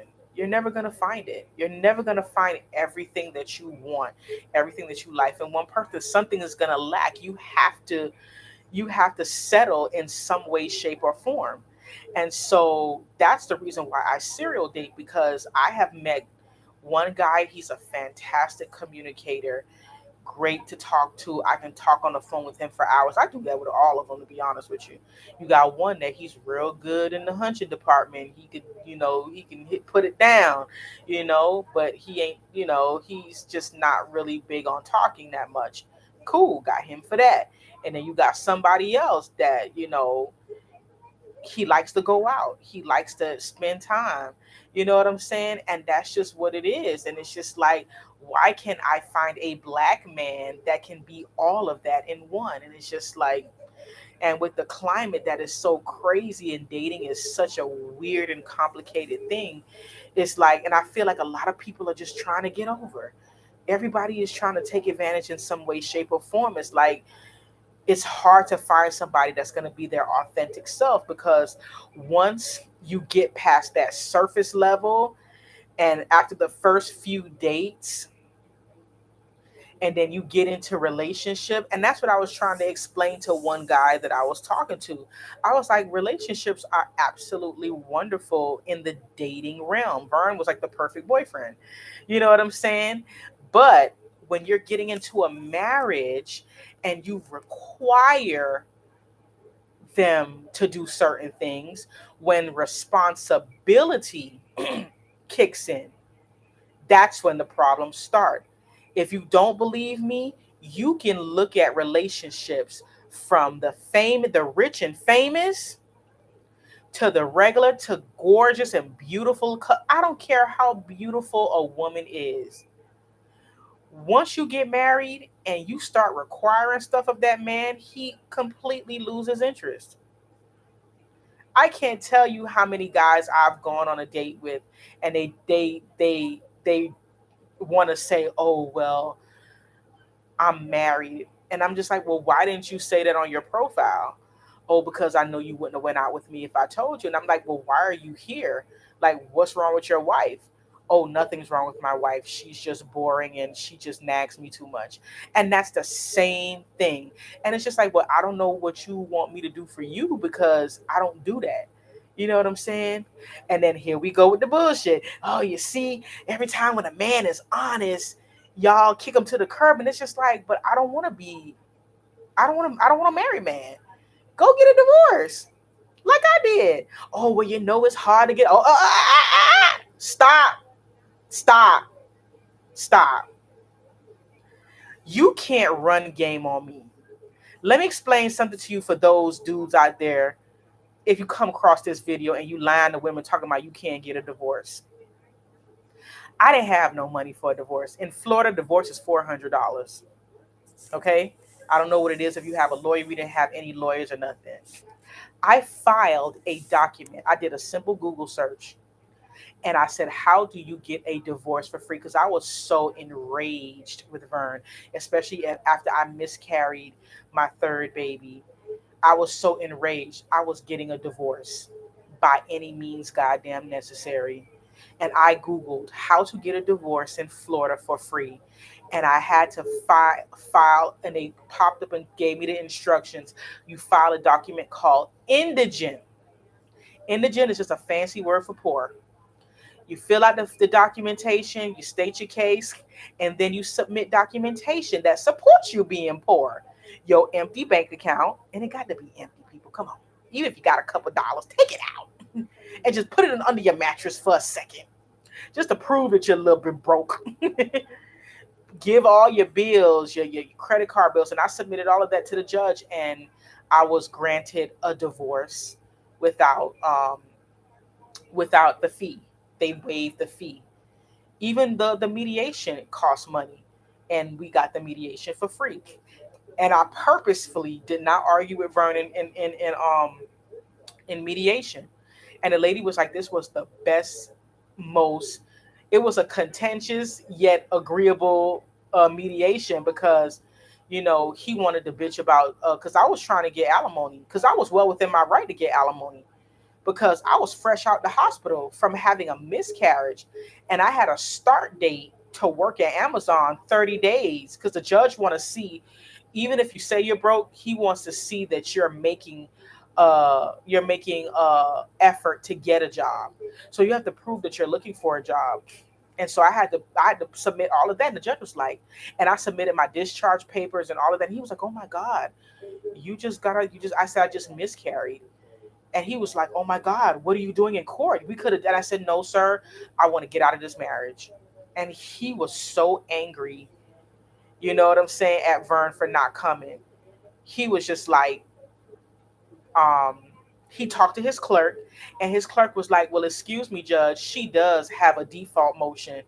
And he was just like, "You do?" When he saw that default motion, because if a person doesn't sign, I think in Florida you have 21 days to sign the divorce documents, and Vern wouldn't sign it. He kept saying that he was going to sign it, but he wouldn't sign it because he thought that it was going to prolong the proceedings. And so when he didn't sign, I went on Google again. What do you do if a person won't sign? File a default motion. I filed that default motion. Vern had 3 months because the court system in 2021 was very slow. We did everything through Zoom. He showed up at the mediation, but did not show up at the court for he didn't show up for the Zoom court because everything was on Zoom. And the clerk was like, she filed a default motion against him. That Sorry, it was a lady judge. She was like, raise your right hand. I now pronounce you divorced. I got divorced in 4 months. And then we had a final hearing, which I missed. But turns out when I missed it because I got there late, the judge had already canceled the final hearing for the day and rescheduled for like a month later. And I made sure I was on point for that. And that's when the divorce was finalized. They sent him a letter. He had no fucking idea. He called me one day talking about I was scamming somebody. Like, how the hell did I get a divorce? He didn't give me permission. I did not celebrate my divorce. I didn't get it. I was kind of in a bad way. Um, because my child had a nervous breakdown. My oldest had a nervous breakdown. So it wasn't kind of appropriate, you know what I mean? And I was in a devastated state. My kids were in a devastated state.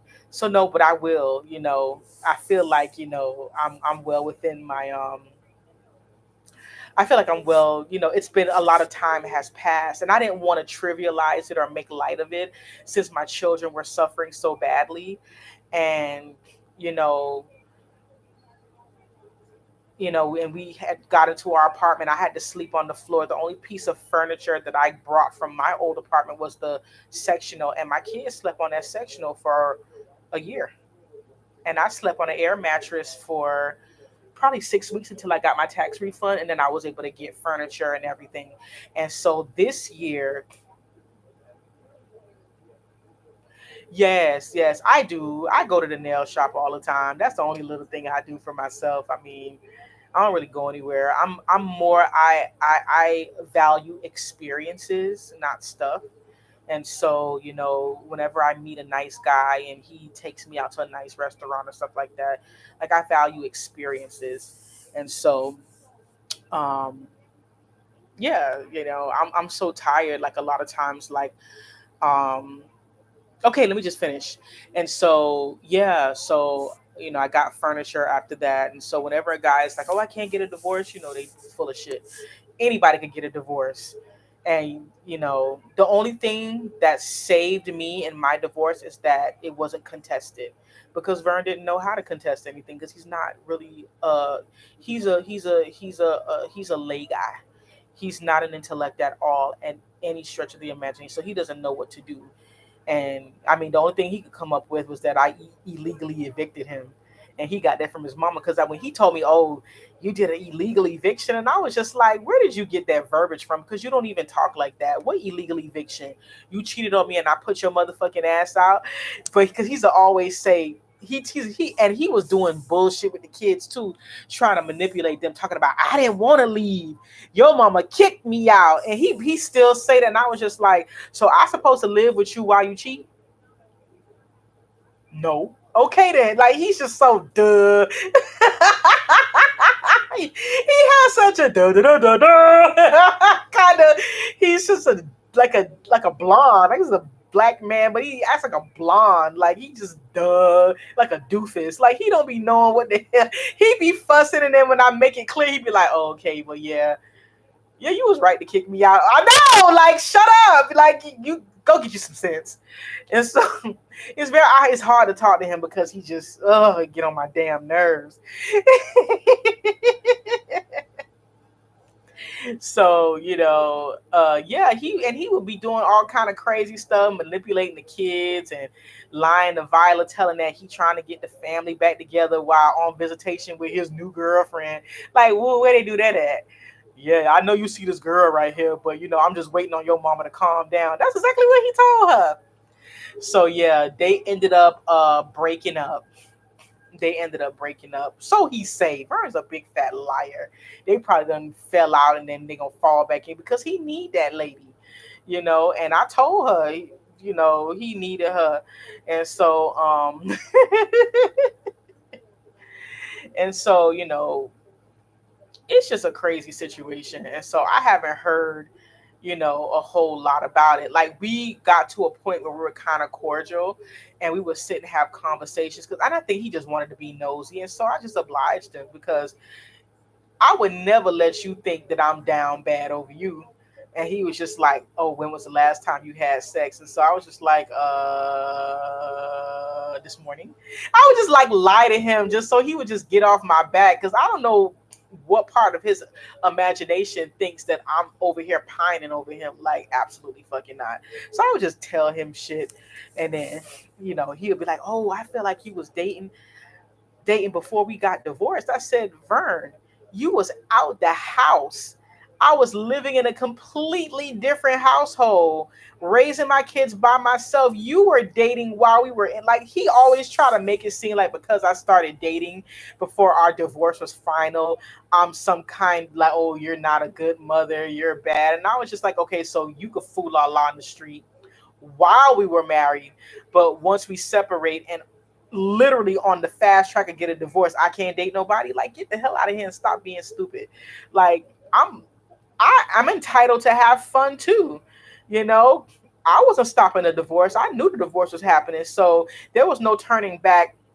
Yeah, there was no turning back for me. And it was hard for me, in the dating realm, because when people, and I don't lie to anybody, I told them, like, "Listen, I'm in the middle of a divorce."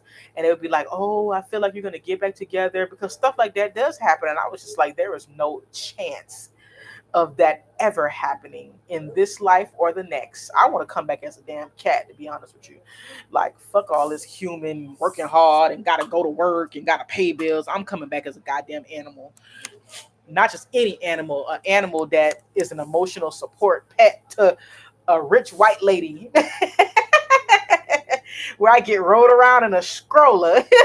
Like, I mean, because I work at a high end grocery store, and the dogs, like, they be having these big old sorry dogs riding them around in a damn $1,000 stroller. That's what I want to come back and be buying them all this. They be buying them sushi and all kind of bullshit. I'm just like, what the hell are you doing? You buy the dog sushi? I see a lot of stuff. It's just crazy. I just be laughing at how they spend money. Like, people spend stupid money at that store. I mean, 900 and something. That was my largest order. I'm a cashier, and I mean, he bought all kind of caviar and wine and all kind of bullshit. But anyway, but yeah, Vern be on that crap. And so we talked, and he was just like, "Well, you know." And every time he asked me about getting back together, it's just like I said no, because I told you, if I ever have to worry about a person, how am I supposed to get back together with you? Every time I see you, I remember what you did. Like, I still have to buy a headstone for my baby that died. You know what I'm saying? Like, you did horrible things to me. I don't know if what contributed to the baby passing away. I don't know, but I had to bury that baby by myself. Do you know how that feel? To have a baby's heartbeat beating, the little baby flipping around on the ultrasound, to go into finding out my husband is having an affair. And I reacted crazy. I was hysterically crying, and it was a lot on me because I just was like, because I had asked him to change his number, delete the lady, and all this other stuff like that. And it's just like, and I kept finding shit out, finding shit out, finding shit out, finding shit out. And it just got to the point where I started to lose all of my symptoms, because y'all know I have hyperemesis horribly with both of my pregnancies. And I stopped feeling nauseous. Like, all of my symptoms went away. And I told Vern, I said, if there is something wrong with this baby, I'm done with you. And when I went back to the doctor that next day, I had an interview at Amazon after that doctor's appointment, and they said there was no cardiac activity. Exactly. It was like one thing after another. Like I was living in a virtual nightmare. And when they said it was, and I went to two hospitals. I went to my primary doctor, my primary OB, and he said that there was no heartbeat.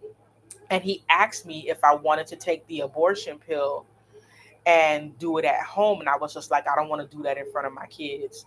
And I don't like, I'm not going to flush this. Like, this is a baby. I'm not going to, like, kid had arms and legs and I'm not going to flush it down the like, what the fuck? Like, no. And he was like, okay, okay, Miss Roper.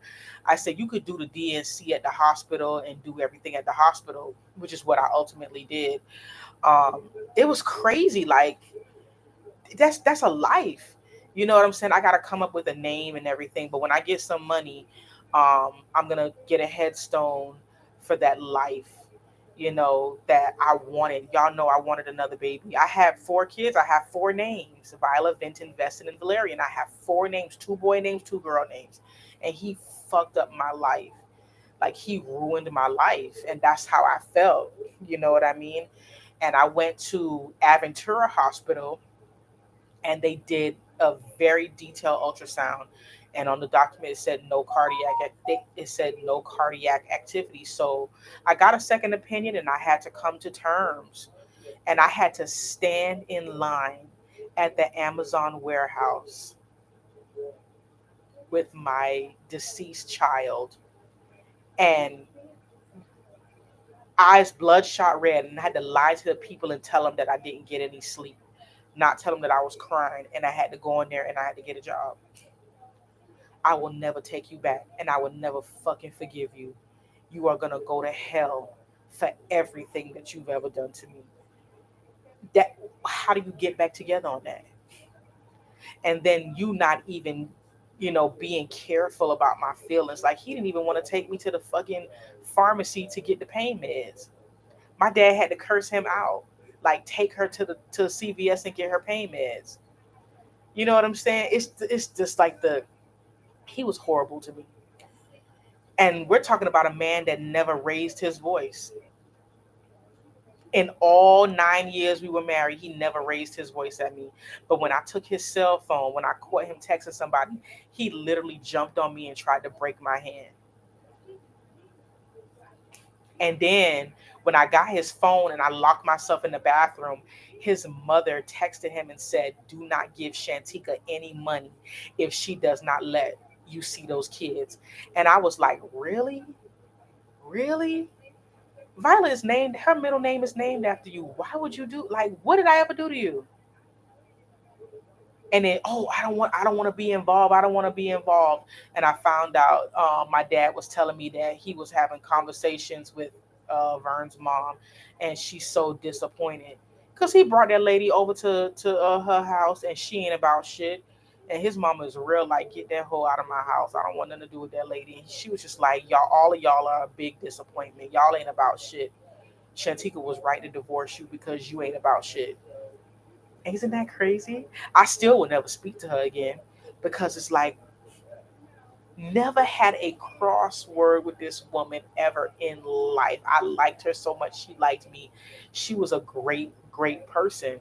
She was a little, wishy washy when it came to watching the kids. But, other than that, we never had a bad word to say to each other. And for her to turn on me in that moment, I blocked her and she still blocked to this day.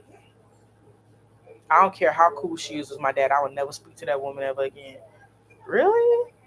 Don't give Shantika any money? Wow. And so yeah, I mean that's the same thing. Church people, like nobody, like everybody disassociated themselves from me, like I had the fucking plague. You know.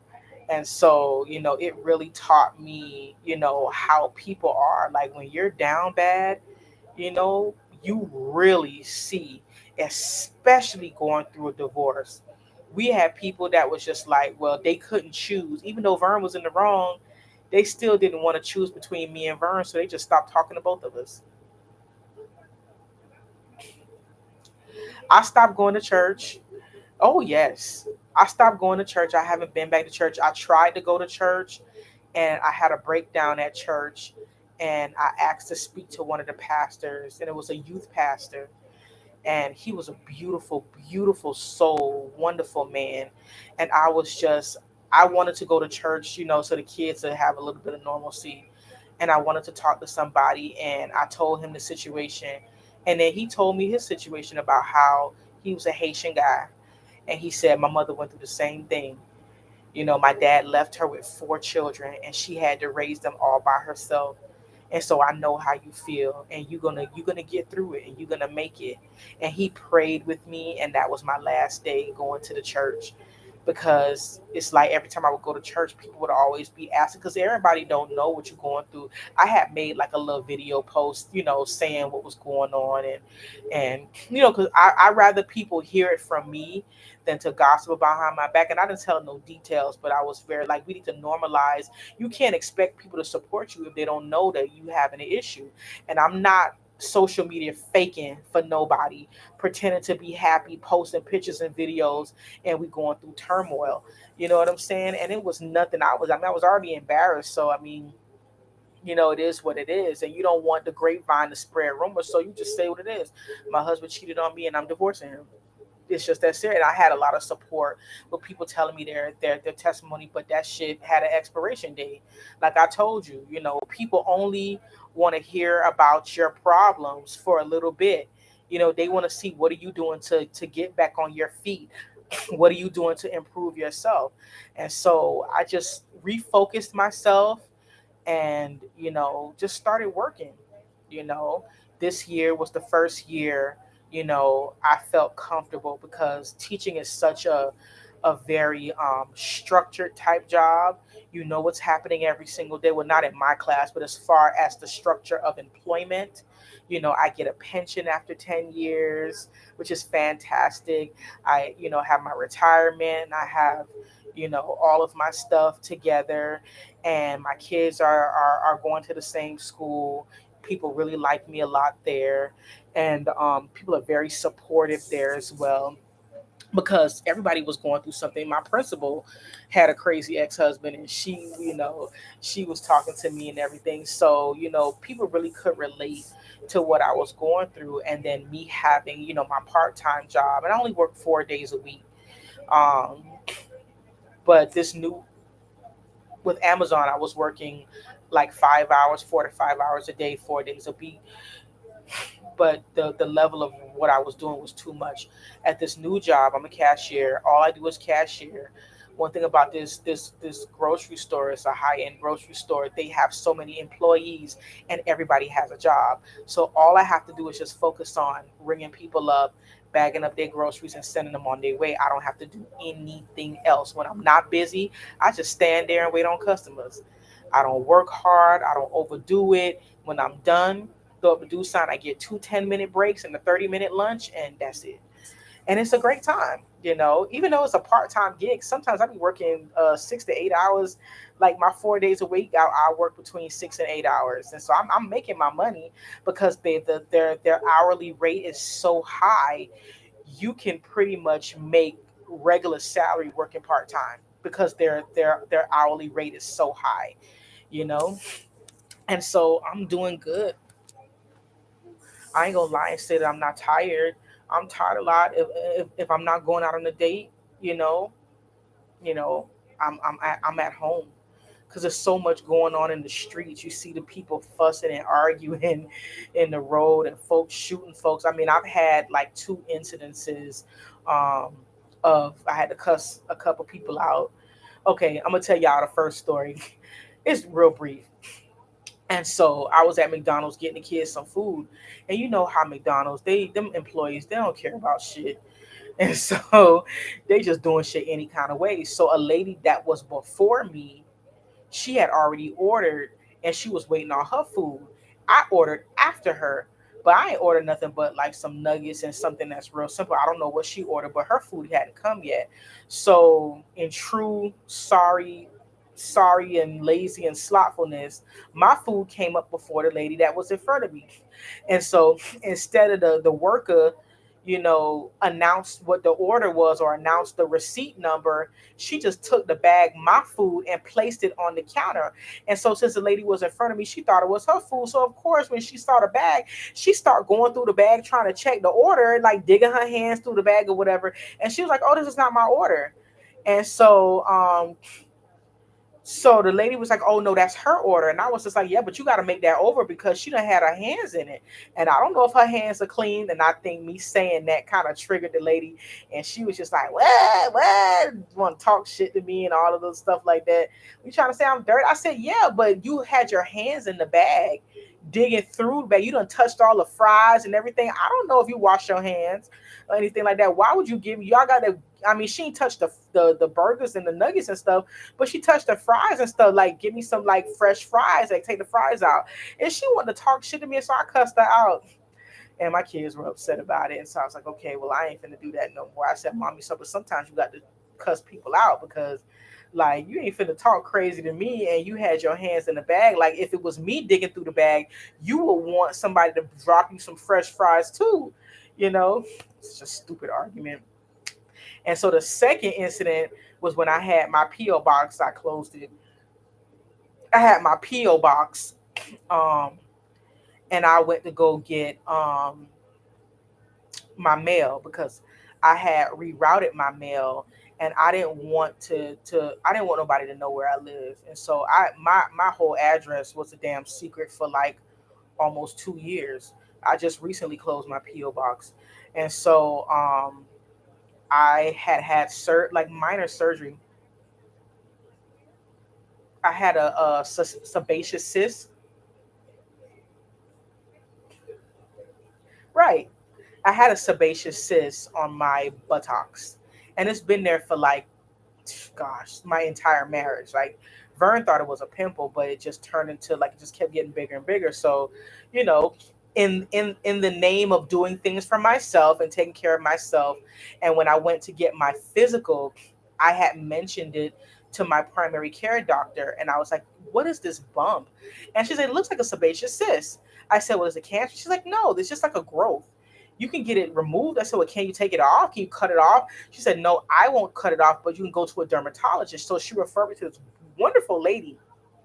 I had to ride all the way to Palm Beach County though, but hey, they the only ones that took my insurance, so whatever. I done had this bump on my butt, and then with me dating and stuff, you don't want people to think that the bump is something that is not, or whatever the case may be. So I say, no, I want it removed. Cause it's on my butt. Like, who wants something like a bump on their butt? You don't want people to think you got something. So I had to and oh man, this lady was a great dermatologist, nice lady, and she cut it off. And she like I have like this, I have a scar, which I'm fine with the scar. Like, it'll blend in with my skin tone or whatever. This is why it's a blessing to be dark skinned sometimes too. She cut, not only did she cut out the cyst, she cut it a little deeply around it so that it wouldn't grow back. And so I got it removed. I had stitches for like a couple weeks. And so on that particular day that I went to my PO box, I had just had surgery the day before. My kids were off at visitation, and I just wanted to get my mail. I was not going nowhere else. I just wanted to get my mail and take it back to the house. So as I always do, when you have a PO box at FedEx, you don't really have to say nothing to nobody because you have a key to your mailbox. You just walk in. They're usually at the counter helping people, so they don't even pay you. If you don't acknowledge them, they don't really acknowledge, and I'm fine with that. I go in, get my mail, and I hit the door. So when I went in, it was this white guy standing at the counter conducting some business. So I just walked past him casually, not thinking nothing of it, and I went and I got my mail. So he looked at me and was like, "Oh, so you don't speak?" I was so flabbergasted because it was like, who are you though? And because it's like he was talking to me like he was a family member of somebody. Like, "Oh, so you don't speak to nobody?" Like, you are a stranger. Why I speak to you? You are a stranger. I don't know you from a can of paint. Like, who are you? "Oh, you're so rude. You just walk in and you don't say good morning to anybody." I was like, and it's not my place to tell my business. I didn't owe him an explanation. You understand what I'm saying? Because you don't know, and that's why I don't trip about people speaking in public to strangers or whatever, because you don't know what people are going through. Look at all the hell I was going through. Nobody knew I was going through, miscarrying and going through, and I was looking crazy all of the time. And it's best when you're in public, just leave people the hell alone. And I was in a lot of pain. I was still really, really sore because I had stitches, and I was sitting on, my surgical site trying to drive here to get my damn mail. I should have been at the house, but who's gonna get the mail if I don't get it? So he's just like, "Oh, you don't speak, you're rude or whatever," and we just get into this argument. And then since he couldn't say nothing else that was salacious, because I was just like, "But you're a stranger. I don't speak to strangers. I don't even understand why you're even addressing me. Aren't you conducting business? Go handle your business." And so he retorted, "Oh, well, that's why you're ugly anyway." And I was just like, that would hurt my feelings if I had low self esteem. And I said, for a man to say something like that to a woman, that just shows your small dick energy. Oh, yeah, I told him his dick was little. I told him he messed with prostitutes. And the only sex he could get was with a prostitute, because you got to beg and force women to speak to you. You don't get attention naturally. You got to force somebody. So you clearly pay for sex. I mean, I went there. My mouth is lethal. And that's why I tell people to leave me alone. And by that time, a whole crowd of people had came. This was a Saturday morning. A whole crowd of people. He was telling me that I was ugly and I was broke and I was poor. And I said, only the broken poor could recognize somebody that's broken poor. Like, you clearly, I may be broken poor, but at least I could see my genitals. And his stomach was huge, had this huge pot belly. I said, you literally haven't seen your dick since the 90s. And I'm just making up shit to say. And then this white lady with this baby tried to interject, and I was just like, "You need to mind your own business." And I know you're probably not used to taking care of your own kids because you probably got a damn nanny. Let that Spanish lady rest. Mind your business and take care of your own. I mean, I was going off on everybody. And you know what the man did? He called the police on me. He called the police on me. He got on the phone like an old Karen and called the police and said that I mean, just a lion. I threatened his life. And this Jamaican black lady was at the counter like, "Oh, and you're gonna lie on this lady? You harassing her and bothering her? You gonna get on 911?" She was all in the man ear on the phone with 911, calling him all kind of liars, and he in there talking about he threatened my life and I'm in fear for my life. He was just doing the most. I don't even know why I entertained that shit, because I was going through. So it's like, when you're going through, anybody can get it. I have evolved since then, and I pay people dust in public. Like, I'm literally like, this lady walked up to me in Walmart last week, and I was just like, "Don't talk to me." And she was like, "Oh, okay, sorry." She was just trying to act. I think she was begging for money. She's one of those gypsy people that be with the sign and shit. And they living in a lap of luxury, but because I see her all the time, pimping out her kids out in the entrance with them cheering with that fucking sign, talking about they need help, and they get dropped off in a Mercedes. Like, I seen her before, and so I guess she people think I'm friendly because I have glasses on, and I don't like people bothering me because I'm on a budget. And so when I do grocery shopping, I know how much I'm trying to spend. I know and I shop by meals, you know, and I buy all the things that my kids like. And so I wanted to make sure I had, enough stuff for the different meals that I wanted to cook, plus make sure the kids had enough snacks and stuff like that. And she just walked up on me, and I was just like, "Don't talk to me, like, stop speaking to me." And she was like, "Oh, okay." And that's how I get rid of people, like, "Don't talk to me." And so, and that was it. Yeah, he called the police, and the Jamaican lady was like, "Just go in your car and leave. Don't entertain this fool." And just, he's an idiot. And so I got in my car and I left, but I left around the back of the business. And as I was exiting the parking lot, the police pulled up, and he's just sitting up there going off, and I'm gone down the road. So yeah, that was the two times I had went off on somebody in public. But now, since folk trying to shoot you and all kind of stuff, I don't learn to shut the hell up. Like, I don't give a fuck what you say. I just act like, "Oh, so you just gonna ignore me?" Yup, pretty much. Yep. not fussing, not arguing with nobody in public. I don't got time for it. And so and I'll tell you the time at the school where I almost got into it, but the school setting, I can't show out at school. Number one, because I got favor with my principal. I got favor with all of administration. Like they really, really like me a lot. And so, you know, I'm very, very argumentative and I'm very confrontational. And I know that about myself. I am very, very self aware and I understand it about that stuff. Plus, I have kids around me all the time. So I can't cuss people out and go off on people the way I want to. So kind of have to learn to like be cool. So here's the situation. So the kids were given an assignment, and one thing that I've learned about my autistic kids, like we have nonverbal and we have verbal, but they all have emotional issues. They don't know how to handle their emotions. And so I make them read because my ones that are lightly on the spectrum but still on the spectrum, they freak out. They start tweaking. They have this thing, and I'll show it to you. I've learned so much like teaching ESC, and they tweak. They sit and they do this. They do this. They do this. They do this. You know, because they trying to. I don't know. It's like a processing thing. And I have one little second grader, and he is the kind of kid that you have to over explain.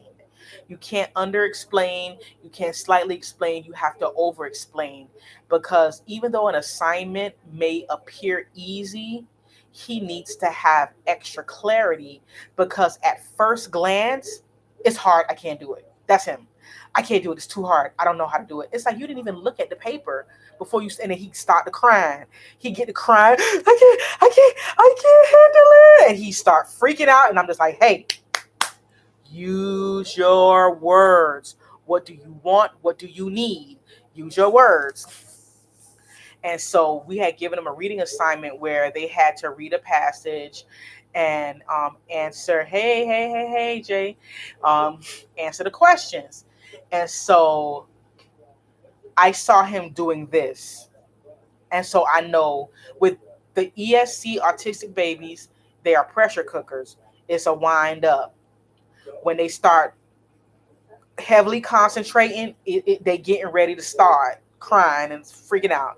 So I saw him getting ready to start, and I said, and I asked him, I'll just say his name is Timmy. His name ain't Timmy, but I'm just gonna say Timmy because I have to call a name because that's just how I am. And so I was just like, I said, what's happening? What's happening here? Use your words. I want or I need.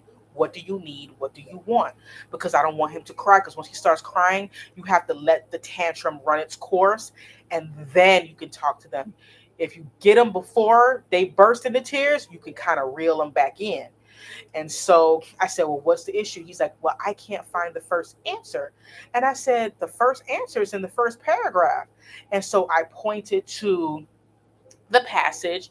I made him read the question, and then I made him read the paragraph over again so that with the answer in it so that he could see where it was. He did everything himself. I just pointed him into the direction. Well, this teacher aide that is completely assigned to this nonverbal kid, not his business, not even in the realm of his, you know, business of even trying to worry about. He felt as though I was giving him the answer. And I was just like, and I wasn't giving it. I just told him, read the sentence. Now read this first paragraph, and I bet you'll find it. And he found it. And he's just like, oh, you're cheating. You're cheating. You're cheating. And he kept like making comments under his breath. And so I ignored him because I don't address nonsense. I wasn't cheating. Nobody was cheating. The boy was able to find the answer. So I decided to just, give him some guided instruction. So I got a chair. I was going to go to another part of the classroom to get a chair because we have a huge classroom. So he gets up, abandoning the child he's supposed to be one on one with, who he was hired to specifically be one on one with. He comes and approaches me so that he could tell me whatever he wanted to tell me. He was just like, can I talk to you? And I was just like, leave me alone. And I walked off. Oh, he went into a rage, blind rage, and was just like, oh, he called me a damn idiot. He was talking like out of turn. Like he was just like making comments like under his breath, but loud enough for me to hear. And it got to the point where another teacher had to tell him, like, you need to calm down, like you're being inappropriate. And he wanted to report me, and he started making all of these things saying I was creating a hostile working environment because I refused to speak to him, and he's going to call his lawyer to make me talk to him. And I was just like, dude, what's going on? Later on in the afternoon, I get called in the vice principal's office, and he's in there fuming, and I explained the situation. Another teacher was a witness on my behalf and saying that he was, being derogatory, with his words and his, because I refused to talk. I never engaged with him. I never responded to him, and he was verbally reprimanded. And so we came to an agree to disagree consensus. And so at the end of the talk, he wanted to shake my hand, and I wouldn't even look at him. I wouldn't even acknowledge him. And so he was just like, Miss So and so, make her acknowledge me, acknowledge me, acknowledge. He's a weirdo. I wouldn't talk to him. And so I was so happy. And so he was so irritated by me and that I didn't get in trouble for whatever it is he wanted me to get in trouble with. He requested to leave my class.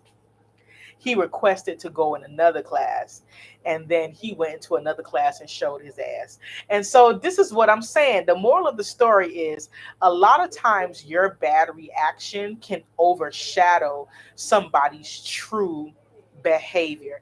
Had I have cussed his ass out in front of them kids, I would have got written up, I would have gotten in trouble, and I would have gotten all this trouble, and he's really the problem. You know what I mean? Because he was not minding his own business.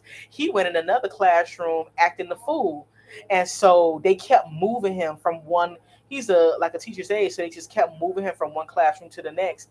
And I don't know what happened. He just felt, and so he decided, I don't know why, he applied for like a permanent teaching position and they didn't give it to him. So he transferred out.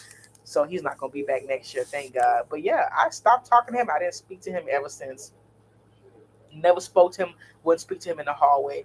And then he tried to be slick and try to force me to talk to him by trying to address me in front of the principal. And he don't know me, the principal, cool.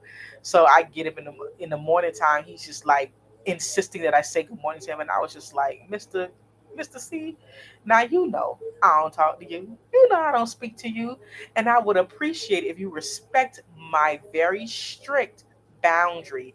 If you continue to talk to me, I will be forced to report you in writing to HR in front of the principal.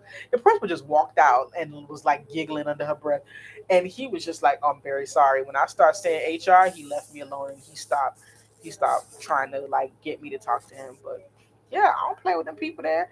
A couple people tried it and got completely ghosted, unspoken to, and they were beating down my door. Oh, how can we make this right?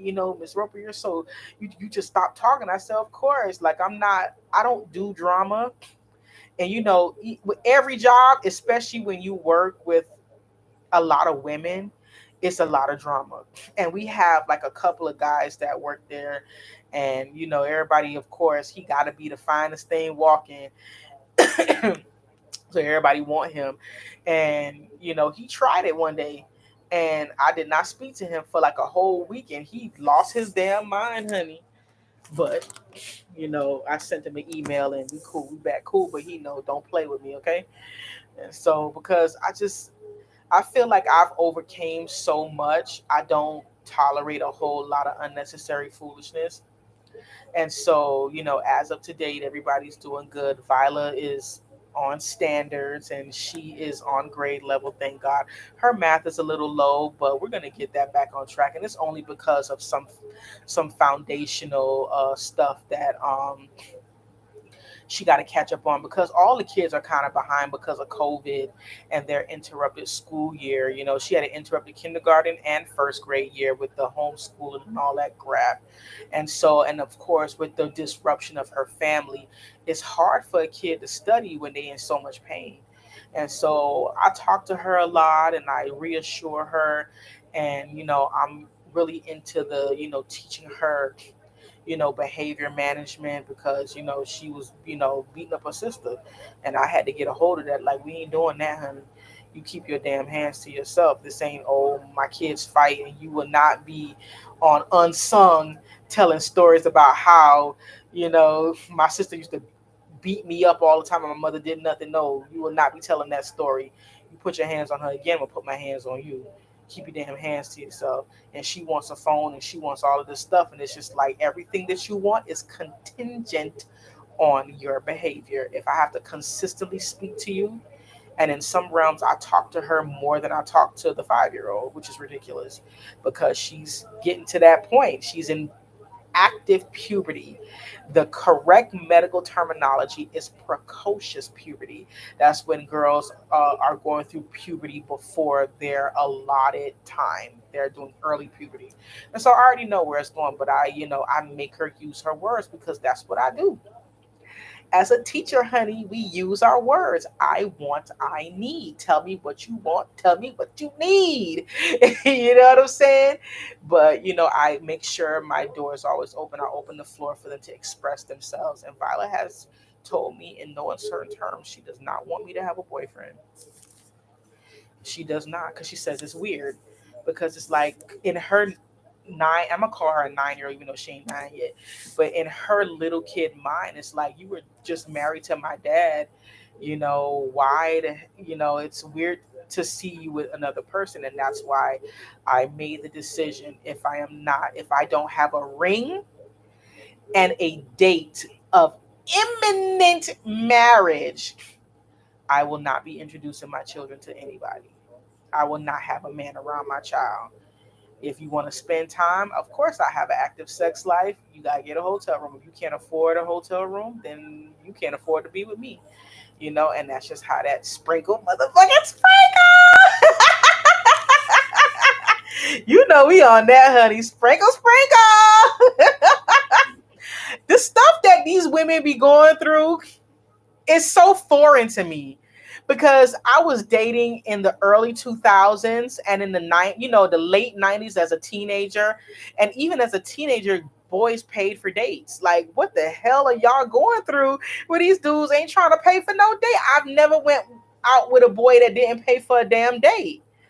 I never went out with a guy that didn't want to pay for a date. I never had that experience. And evil in this 50-50, what the hell was that? Vern didn't make a lot of money, but it was understood. When he moved in my apartment, he took over the bills. You know what I'm saying? That's what was going on. Like I never been in that situation where a man just didn't provide. My father is a provider. That's what I grew up with. I don't know these men that are like 50-50. What do you mean? No, you pay all the bills and my money is surplus.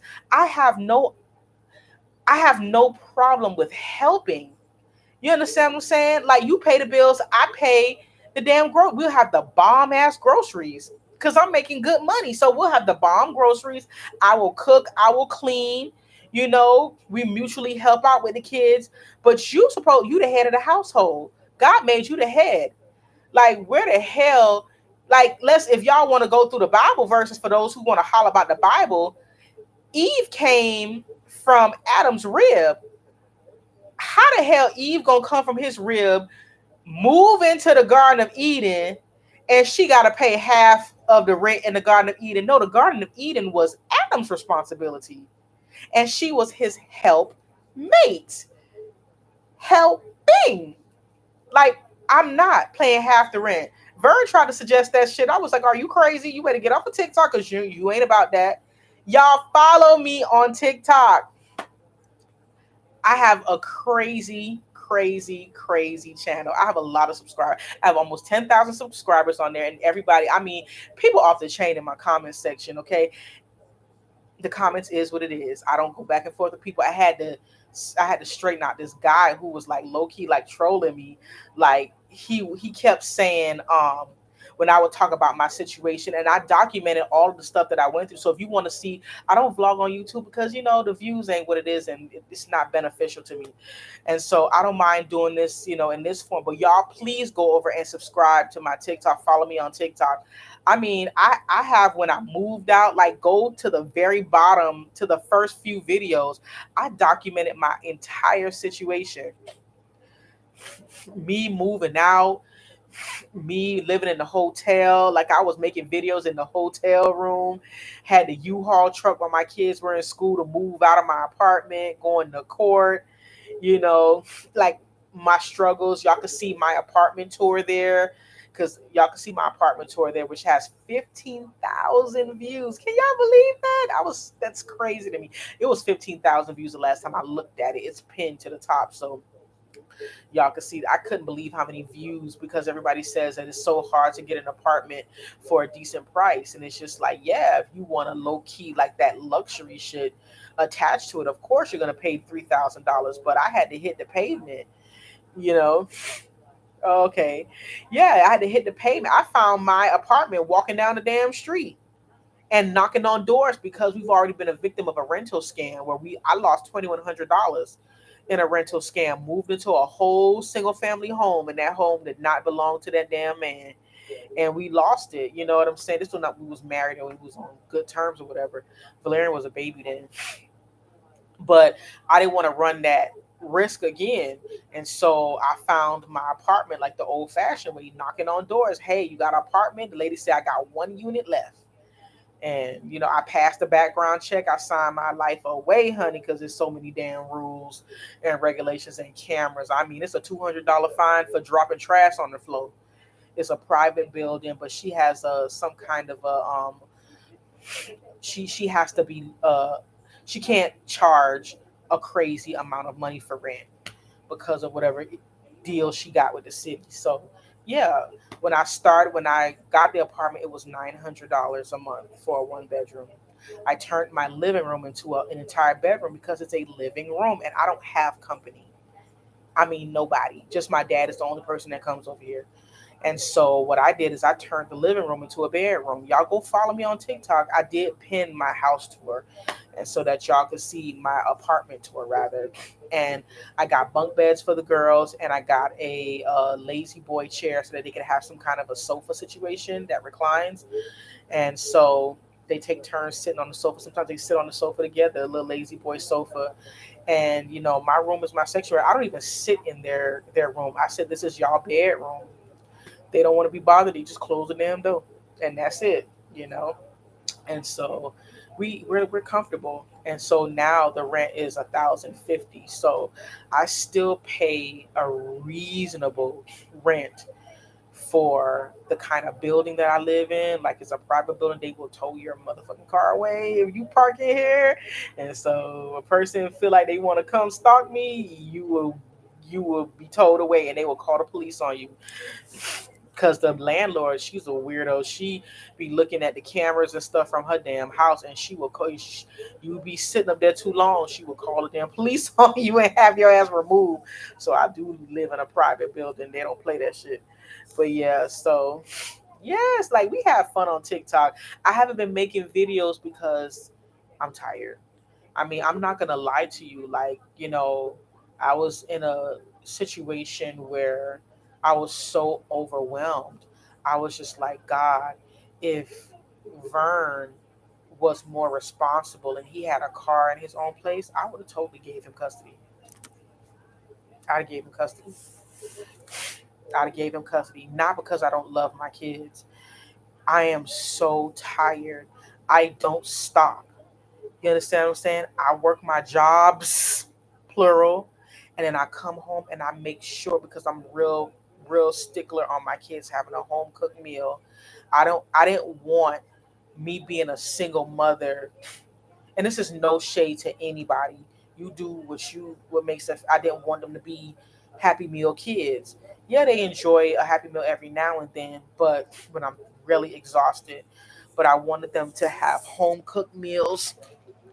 And of course, y'all already told y'all, when I wash clothes, I iron everything. It takes me hours. And then I braid two heads of hair, every 2 weeks. They get fresh hairdo every 2 weeks. I do it myself. Y'all know I braid. Um, and it got to the point where I had to start doing one head one day and another head another day because my hands was like locking up like this, and I was having issues with my feet. So when I went and got my physical this year, I, let my doctor know, like, hey, I'm having a hard time with my feet. Like, I'm having like pain in my feet. And she noticed that my feet were flat. I don't have an arch. So she referred me to a podiatrist. And I was just like, dang, don't old people, you see how stereotypes? I was like, don't old people go to podiatrists? She's like, no, all people go to podiatrists. You got like athletes and kids and all ages go to podiatrists. I didn't know that. And so I went to the podiatrist and he was like low key rude. He was nice. He was nice, nasty. Because I was going to the podiatrist, so I took a shower because I didn't want my feet to stink, and I don't wear lotion. I wear coconut oil, and he was complaining about my skin being so oily because he had like some special kind of wrap that he wanted to wrap my feet because um he wanted to wrap my foot because they did an X-ray on both of my feet, and I have severe arthritis in one of my feet, and I didn't know that you could see arthritis on an X-ray. I had no idea, and he told me that I had to stop wearing sandals, like the really cute little pretty sandals that you wear to show off your little dun toes. No, he told me that I have to wear tennis shoes all the time because I don't have an arch, and I have severe arthritis, and my foot pain will lessen if I wear the proper. I still the orthopedic shoes. They have specialized tennis shoes for people that have orthopedic issues. That's the income tax purchase. I gotta wait till next year, or if I get some money, I gotta wait to get them shoes because they're very expensive. Even the special insoles was like $400 for the insoles that he wanted me to buy, and I was just like, listen, I can't spend that kind of money as much as I need it. My kids come first, and I can't drop $400 on no damn insoles. So we gonna go get some $15 Dr. Scholl's, and we gonna wear our $20 tennis shoes from Walmart. You know, that's what we gonna do. And so, yes, very very painful. And I was like, oh, I'm not old. I'm only 41, but shit, arthritis could happen to anybody. That's just the reality of it. Arthritis could happen to anybody. And so, yeah, it is what it is. And so, I can't, I've been trying to find a remote job that I could be at home, because I'm really, really trying to, you know, organize my life where I don't have to ask anybody to watch my kids. You know what I'm saying? Like I literally I was so desperate because my mom was being so hateful to them. Like I literally was gonna go get a cell phone, which I am gonna do eventually. Get a cell phone for Vila and put a couple cameras in my damn apartment and let them stay home. Yes, I'm gonna go to jail and get in trouble if anybody find out about it, but it's just like, what the fuck can I do? Like, I have to protect my kids. I'm not gonna let somebody keep talking crazy to my kids. And then she had the fucking nerve to threaten to whoop Viola. She threatened to beat her if she told on her. Like, I'm gonna whoop your ass if you tell your mama. Like, what are you doing? And that sent me into, and I had to go off on my dad. Like, you gotta do something about it. And so my kids are not allowed to be with my mother unattended. She got supervised visits, and she hates it because she feel like my dad is catering to me. But it's just like, I'm not gonna allow you to mistreat my kids because you're trying to force me to speak to you. You can't get to me, so you're gonna bully a 8 and a 5-year old. What's wrong with you? And she's not in good health. That's another thing. She's not in good health. My mother's almost 70. She'll be 70 next year, and she's not in good health. And it's just like, you think in your old age you will be trying to be extremely nice to me, because if you think my brother is going to be wiping your butt and changing your bedpan, you got another thing coming. Dudes don't do that. It's the daughters that elderly parents depend on to have their back when they're on end of life care. And you're going to have to get you a CNA, because I'm not doing it. You can't be hateful to me and then expect me to just be there for you.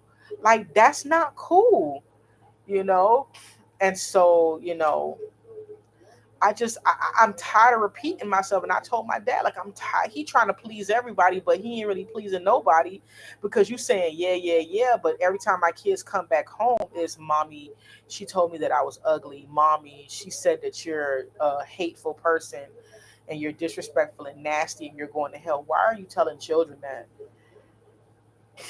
And it's just like, and you want me to speak to you? Like, nah, I would never talk to you ever again, ever in life. Never. And so consequences are consequences. So, the first step is, me having all the kids at the same school that I teach at. But unfortunately, I have to work a part time job because that's my surplus money, because who wants to just work to pay bills? You know what I'm saying? Who wants to work to pay bills? Like, I'm not that kind of a person. Like, I want to take my kids to a restaurant. They love Olive Garden. They love all restaurants, but they love Chili's and they love Olive Garden. And so it's $50 for all of us to eat. You know what I'm saying? And so, I do it once a month. I'll take them, and I usually, use their child support, just like when they child support hit, because they get it every week, you know.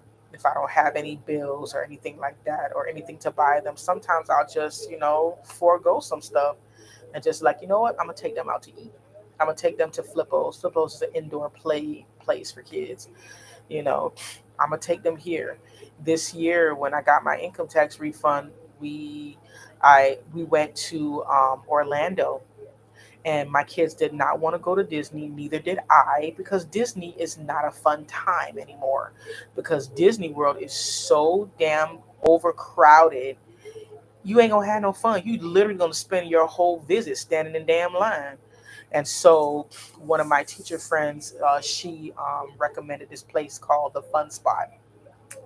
It's an amusement park in Orlando. And when I tell you, it was $200 for all three of us, and we got there because I wanted our vacation, since this was the first vacation that we had as the Three Musketeers.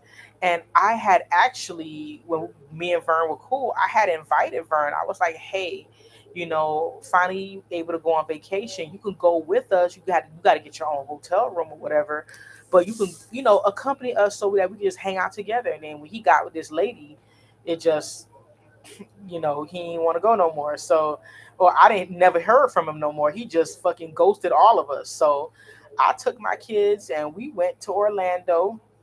For those who don't know, it's 3 hours away from Miami, and went to the extended stay, you know, and we went to the Fun Spot. And I, whenever I go on vacation, I do not like to get up early. I do not like an itinerary. I just want to go with the flow. And that was the plan, is to go with the flow. We can sleep late, because I hate vacations. I'm already doing everything as far as driving, packing, this and task and task and task. And it's just like, a vacation is not a vacation for me, because I'm so busy working and getting everybody together. And so I didn't want that. So I said, if we wake up in the morning and we don't feel like going nowhere, we're going to hang in the hotel. I even packed a toy bag, and I packed all their tablets and everything. So they had a whole lot to do. We didn't really have to leave the hotel room. And so we stayed in the hotel room for a few hours, and then I made sure they had a big breakfast and a big lunch. And then at 2 o'clock, and then it was real cold because this was in March, during spring break. And it was like 50 to 50 freaking degrees out. And I was like, oh my God, oh hell no. We're not doing that. So 2 o'clock in the afternoon, it had gotten to like 70 degrees. So I said, okay, well let's go riding. And then when we went riding down the boulevard, I seen the billboard for the fun spot. Got off on the exit, went in. It was $200 for all of us to get in.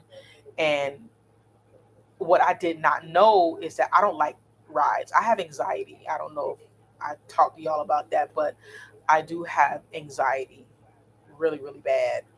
And I used to always, and I think I did talk to y'all about that. I used to call it nervousness. I used to always say I'm nervous because I didn't have the language. I didn't know the word anxiety that was for, people who are really, really nervous. I'm always really, really, really nervous. And I've been nervous like that since I was a kid because my mother was a tyrant. So I was always worried about everything, getting in trouble, behaving, whatever. And so now that I talked to a doctor and I've explained, the situation, I was diagnosed with anxiety. So anything, I have anxiety. I don't like amusement park rides because I am extremely terrified of rides. And so I was kind of trying to use Vern to come with us so he could ride the rides with the kids because Vern ride all the damn rides. And I was just gonna sit off to the side and sip my little, Fanta orange and just watch them ride. That's a good time to me. Me watching my kids have fun is cool. I don't have to participate in shit. And since it didn't work out because asshole got a freaking girlfriend, I ain't had nobody to ride the rides with him. So I went on one ride and I was like, I'm so sorry, but I ain't getting on another ride. And so we walked down a little bit further and they had an entire section with multiple rides for little kids. They didn't have to meet a height requirement. Everybody could ride it. You could get on it and sit still, your ass could ride. And so and it was so, we got there like at 2 o'clock in the afternoon. So it wasn't crowded. The kids got to ride all the rides like 6 times each. It was only one thing that they had to like stand in line for like 30 minutes. But other than that, they got to ride everything. They were so full from breakfast and lunch. They didn't ask. I got like the souvenir cup with the refill of soda. They was just drinking my drink the whole damn day. They didn't ask for nothing. And then after we left the park, I took them to Olive Garden and then we went back to the hotel. Oh no. After I took them to Cold Stone. Coast on that high price ass ice cream. And I feel like, certain things they only enjoy during income tax time because I cannot afford to send that, take them certain places, regularly because shit is expensive. And so I took them to Cold Stone for the first time and they got to see the ice cream being made, a little order being made, and they got to stay up late and they had a great time. And it was the best vacation and they deserved every single minute of it because they had been through so much. And so that's going to be our new tradition. And they have been talking about that ever since we took a picture. We went to Gatorland. They got to take a Valerian was scared to pieces, but I got to hold an albino alligator. I got to take a picture with an albino alligator. Violet got to take a picture with a snake. She held a snake. She's so brave. And then we went to the alligator pit. They wanted us to go in there feed the alligators, but you pushing it, honey. You is pushing it with the feeding of the alligators. Now we'll go in there and we'll have a good time with them and take pictures and stuff. And they had the little alligator. They had his mouth taped up. I thought he was a toy at first. I didn't think he was real, but he kept blinking, blinking, blinking, blinking, blinking. But he didn't move because he sure would have got dropped. I'd have dropped him and hauled ass, but he was good. I guess he used to just laying still and taking. They probably just fed him too. But we got it, and I got a picture. I can't show y'all the picture because let me see. Oh no,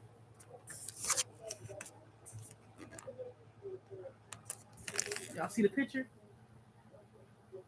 Yeah. So yeah, they went to we went to Gatorland, the Gator spot.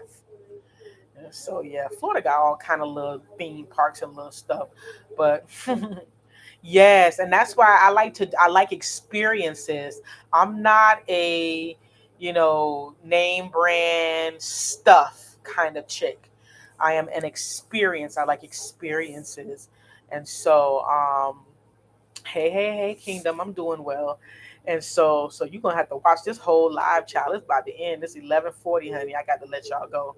I didn't know I was gonna be on here this long, but yeah, I had to give y'all a huge update. And so the kids, that's all they talk about. Mommy, can we go to the fun spot? Mommy, can we go? Can we go? I said, we're gonna go next year. Spring break. We got a week off. We're gonna go again next year. We're gonna go again. Don't worry, we're gonna go again. And so, you know, we had a fantastic time. And I was able to redeem myself and get them, back to happy, because they, kids, when divorce is hard on children, it's still hard on them because Valerian be like, Mommy, I miss him. And it just breaks my heart. She'll look at me and she'll just be like, Mommy, I miss him. And I said, I know, Valerian. But now we have a regular visitation schedule. We've always had a regular visitation schedule, but now that he is no longer in a relationship, he is now adhering to the visitation. Now everybody got a visitation schedule. They be with my parents one weekend. They be with Vern's mother. She has her own visitation schedule. I don't stop her from seeing them because she's starting to see the light that her child ain't shit. You know, she was mad at me because I told her that I was sending him back to her so she could finish raising him. And she got mad. I mean, yeah, it was disrespectful, but when you tell somebody not to support their children through no fault of their own, you deserve every nasty fucking comment I could think of. And you lucky at, well, I've said a lot worse to her, but, you know, I was just like, you finish raising him, and now she see him for the sorry, because now she's taking on that role. She got to take him to the DMV. She got to take him here. She got to take him there. She got to do this and do that. And it's like, oh, so when he had a wife, you didn't see, you don't see all the stuff that I had to do for him because I was covering up for him and, doing all this stuff. But now I'm free. I don't mind doing for kids. It's the kind of work, like work is work. You don't mind doing for children that can't do for themselves. But when you have a grown man in your house that can't even call the 1-800 number to set up his own insurance policy, his own life insurance, can't go get an appointment, I draw the line at that type of bullshit. It's like you got to get it together. And so, you know, it's no more the next man that I ever, and y'all probably won't never know until I got a ring. Say it with me, till I got a ring and a date. Until then, I am serial dating and I am having a fantastic time.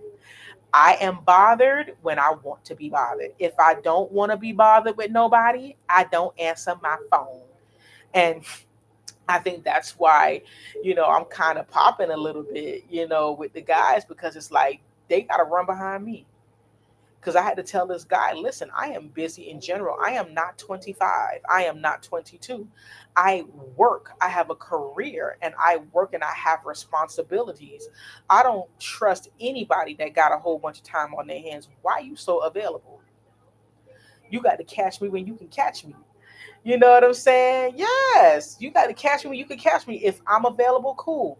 And I had to do, because I was, going out a lot, but I was paying for it because I screwed up one time and hung out till midnight, and I paid. I was so tired. I was falling asleep teaching the churn. And so we only go out on our days off and when we have a day off from both jobs. And if we don't, then we don't go. And so that's how that is. I had to restructure my free time because I don't let nobody monopolize my time. My time is precious. And a lot of times if we're not going somewhere, if we're not doing something, then no, I'm not finna sit. We don't Netflix and chill. Like, I don't have time for that. You gonna take me out or you gonna stay your ass the hell home. Because if I'm gonna sacrifice my free time, which is very limited, I only go out when my kids are gone. And you're not finna hang out at my house. You're gonna spend some money. You're gonna take me out on a nice date. If you don't want to plan a date, if you don't want to take me on a date, get off my line because I am tired and I'm going to sleep. Look at me. I work on Sunday. I have to be to work Sunday at 6 a.m. on Sunday, which means I have to get up at 4 because my job is 37 minutes away from my house. And I have been leaving between 2 and 3 hours early because Miami traffic is a hot mess. And so I have to go to bed at a decent hour. I can't sit on the phone with you all night long and chit chat. I can't do that. I have responsibilities. I have to go to work. you know. And so I don't have time for foolishness. And so, yeah, it's kind of lonely. I don't really have any girlfriends. I don't really have any, like friends like that, because everybody's living their life and they're doing their own thing. And, you know, and that's cool. You know what I'm saying? I invest in who invests in me. If you contact me and you want to chit chat and talk, I'll do the same. But I'm not chasing behind no female to be your bestie. I'm not chasing behind no nigga for no dingaling. Oh, guess what I got, y'all? And I almost forgot. 2 hours, almost 3 hours on the live, and I forgot to tell y'all because I kept saying to myself, because men are so, and the bad sex is like, it's very, very annoying. These guys, like, you need to go home and practice or do something, practice your stroke, practice something, because I don't tolerate bad sex either. Like, you get blocked for that shit too. you know I was getting tired of it, and I was like, I don't want to waste, time on somebody not doing well. So I watch a lot of porn, love porn. And you know how when you watch a lot of porn, they have a lot of they advertise like sex toys. Child, please. I seen the one. I seen this sex toy that's in the shape of an actual tongue. And a lot of guys, they are not good at giving oral sex because they do the cat licking milk type uh technique. That don't do nothing. That don't get you nowhere. It don't get you to no. It don't get you to no mountaintop, no climax, no nothing. Nobody got time for just haphazardly licking. Nobody cares about that shit. Direct stimulation of the clitoris, and there's a sex toy that's in the shape of a tongue. I can't do vibrators because it's not, the intensity and the technique doesn't do anything for me. So I can't show it to you because I don't know if YouTube gonna take it down or whatever. So you just Google it. Just do clit stimulator, and it's expensive too. It's like $75, but I didn't give a damn because I was just like, when I seen it and I seen the tongue and it has like different speeds, I was like, let me tell you something. If this vibrator works the way I think it's gonna work, it's gonna be over for you dudes. Like, I'm really not, because when you kind of abstain for a long time, and me having sex is few and far between. I don't have sex a lot, but it's often enough to count, but it's not often enough where it's like, you know what I mean? It's not regular. And so, you know, and so I was just like, man, I need something, because I mean, come on. And so when I bought the tongue stimulator, I was just like, okay, when I say that thing worked like a charm, baby, I could take a dude or leave him at this point, because I got the ultimate vibrator, and it's not even a vibrator; it's a clit stimulator, and it does what it's supposed to do. So, and I was like, because you don't want to be out there doing, having sex with too many partners and all that stuff, and so I was just like, if this vibrator works, baby, okay, it's over for y'all, because I don't care about penetration that much, because it's never been that great for me. And and I'm not really into big sausages, because I feel like you get sore quick. With a medium sized sausage, you can kind of do what you want to do and have a good time with it. With a sausage that's too big, they hurt you. And so I've never been a huge fan. I mean, it's great and nice, but it don't get you to where you want to be. And so I can kind of take intercourse or leave it. Now, head, yes, please. 2 scoops. Yes, indeed. And so, you know, when I got the clit stimulator, it took forever to come. It took like almost a month to come. It probably was on back order because everybody trying to get it. Because I heard about the Rose, but I never knew that the Rose was a clit stimulator either. But I just thought it was a vibrator. I was like, I'm not into vibrators. I have one and it's useless. And and so I got the clit stimulator, and yes, I've been very, very, very happy ever since. And I'm talking about, yes, the best. And so in the dating space, now that I have this fantastic vibrator, I can kind of take my time with a dude. I don't rush into anything, you know.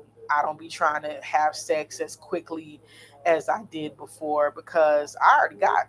And then the most important thing before I go on a date, You're supposed to have an orgasm before you go on a date because it keep your mind right. It's the truth. I gotta make a a list of dating do's and don'ts and just like dating tips because I'm telling you, if you have an orgasm before you go on a date, ain't really nothing the man can make you do because you cool. So he can't get you to do a damn thing. I don't give a damn. Like you more level headed, you know what I'm saying? And I've even told guys too, like, hey, you need to masturbate too because, when you first get with somebody for the first time, they come quick. You know what I'm saying? Because in anticipation is a new because there ain't nothing like some new stuff. You know what I'm saying? You can say what you want about the old stuff that you just every day, every day, every day, but some new coochie, some new dingaling is like the greatest. And so a lot of guys come quick. But if you masturbate before, it'll last longer and be, a lot more pleasurable. But yeah, like dating is fantastic. I have a good time. And I think that's probably what kind of got Vern's mind back because I'm not thinking about him. Like I'm not on that. And I had to tell him, I said, let me tell you something. I took a chance with you.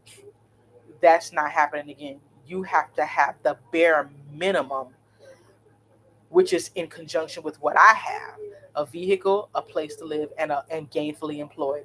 If you don't have those three main things, we ain't going nowhere. We're just gonna be chit chatting on the phone. And I mean that. Because that's the first thing. Who you live with? Oh well, you don't have your own place? Oh, sorry. Block. I won't block him immediately, but once we get off the phone, then I'll block him because I can't do nothing with you if you don't got your own place. And I don't pick dudes up. Never did, never will. I only picked up Vern Raggedy behind. But yeah, not picking up no dudes. Not at 41. No, no, no.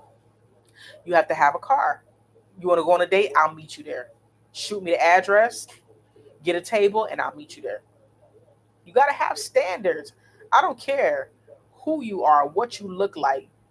Because let me tell you something. At the end of the day, the skinny girls get cheated on. The BBL girls get cheated on. The supermodels get cheated on. The actresses get cheated on. The rappers get cheated on. So it really don't really matter what you look like at this point. So we could stop using that whole excuse about, oh, you don't look good. And why would a man spend money on you? Because I'm a person. And I'm a great fucking time. And I'm a great person to get to know and to be with. And if you want to spend time with me, you need to plan a date and you need to invite me and we will go. If you want to sit on the phone and be, because I had one guy try to make me his pen pal, absolutely not. I don't want to sit on the phone and talk because I talk all day to them children, my kids, my students, fussing at my parents all the damn time. I don't want to sit on the phone and talk to nobody. I don't. Let's enjoy each other's company and have a good time. Let's enjoy each other's company in an activity. I love that, going out and enjoying, activities. I'm not interested in sitting on the phone indefinitely. I don't mind talking when I first meet people, especially online. I like to talk to them for like a week. And I'm talking about regular conversation. If I match you and I give you my number and we chat on the app or whatever, and I give you my number and you don't call within 24 hours, you will get blocked. If you don't plan a date within the first 5 days of us talking, you get blocked. I don't have time. I cut my losses. And because I used to be like, oh man, he was really cute. I should have gave him a chance. And it's like, no, you did all that with Vern. And Vern was like in love like the first time, and it was a completely different situation. When I met Vern, I met him online too. I met him at the restaurant. He was driving his auntie car, which I didn't know was his auntie car. He paid for the date. And then when he walked me to my vehicle and I cranked up my car, he saw that my tank was on a half a tank. And he was just like, let's go down to the gas station right quick. And I was like, no, you don't have to. I live right around the corner. And I did. And he was like, no. First date, Vern filled up my tank. Vern didn't have a lot of money, but he presented himself as a provider. When he moved into my apartment, he started paying all the bills. He gave me his entire check every single week.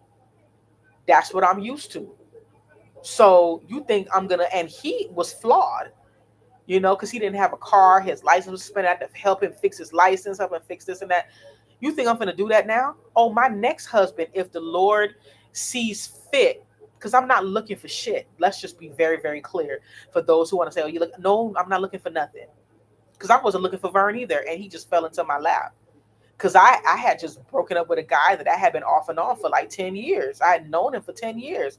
And then when I finally cut ties with him, 5 months later, I met Vern. And I was actually dating somebody else when I met Vern. But Vern monopolized my time. If you don't want me to talk to him, then you need to make sure I am busy every single weekend where I don't even have the calendar space to fit no other man in. That's what Vern did. He showed me that he was a good person. I didn't have an issue. You know what I'm saying? And that goes for whoever I deal with next in a serious relationship with. You have to have a provider mindset. I have no problem being a helpmate. I am not one of those women that don't want to cook, don't want to clean. I can do all of that. Buy groceries, to do everything. You're gonna pay all the bills, and we're gonna come together. We're gonna actually. I'm gonna change a lot of things that I did that I felt like we made mistakes in our marriage. You know, because once we have, you need to make sure that we have funds for like babysitters, so that we can connect on one and not be so consumed with the kids and never go anywhere that the kids kind of consumed us all and we just became roommates. And when you're dealing with a man that doesn't know how to do anything, your relationship turns from romantic to parental, because I'm always telling him to do stuff. Can you take the trash out?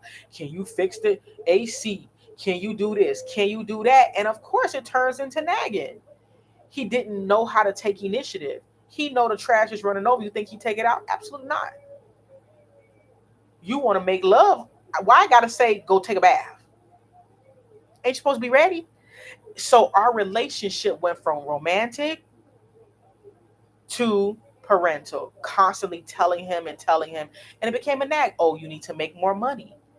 Why do you need to make more money? So you want to go out? We want to have date night, date days. You don't have no extra money to do shit. My kids were babies and small. I couldn't afford daycare, so I had to stay home. It was $1,600 a week for two of my kids to go to daycare. Vern didn't make enough for me to go, and when you marry, you can't get no assistance.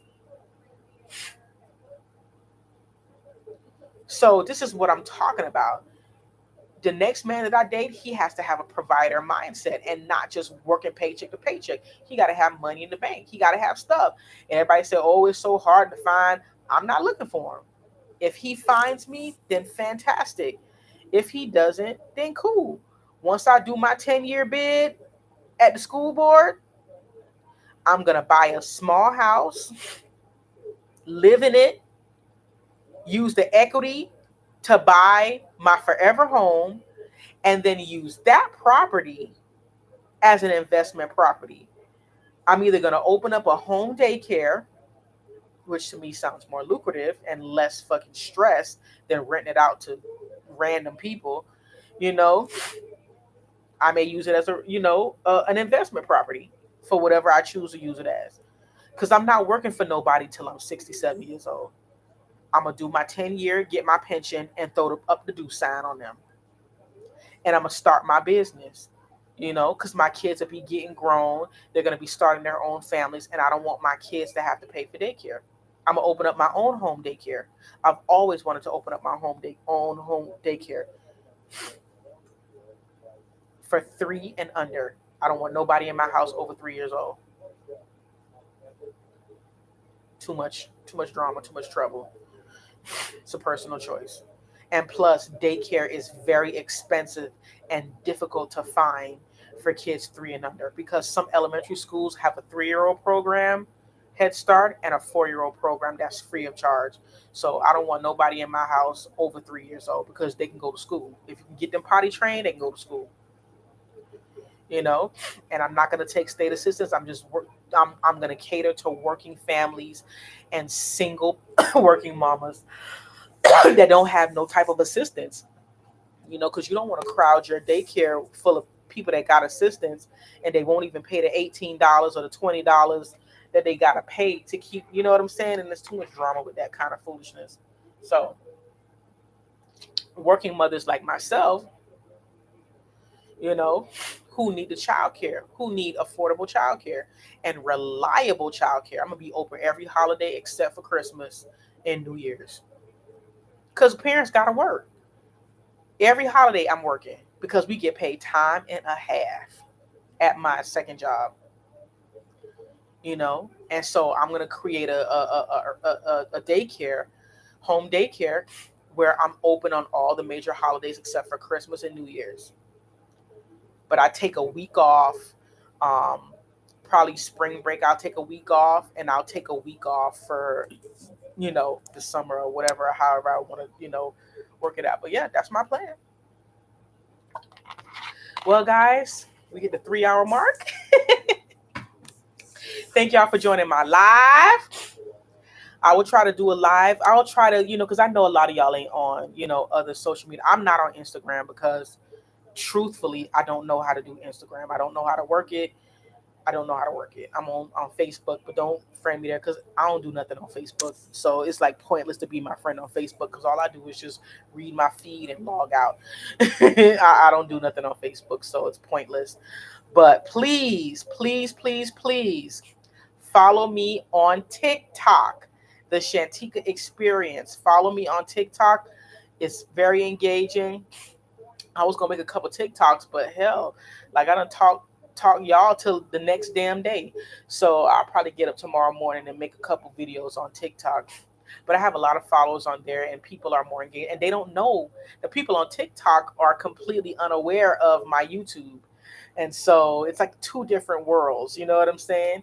But we have fun still the same. And I give a lot of great advice as far as how to get a divorce, child support, custody, and all kind of stuff that a lot of people just don't aren't privy to. We all can't afford lawyers. I know I couldn't afford a lawyer, so I had to figure it out on my own. And so yeah, if you enjoyed this video, like and subscribe.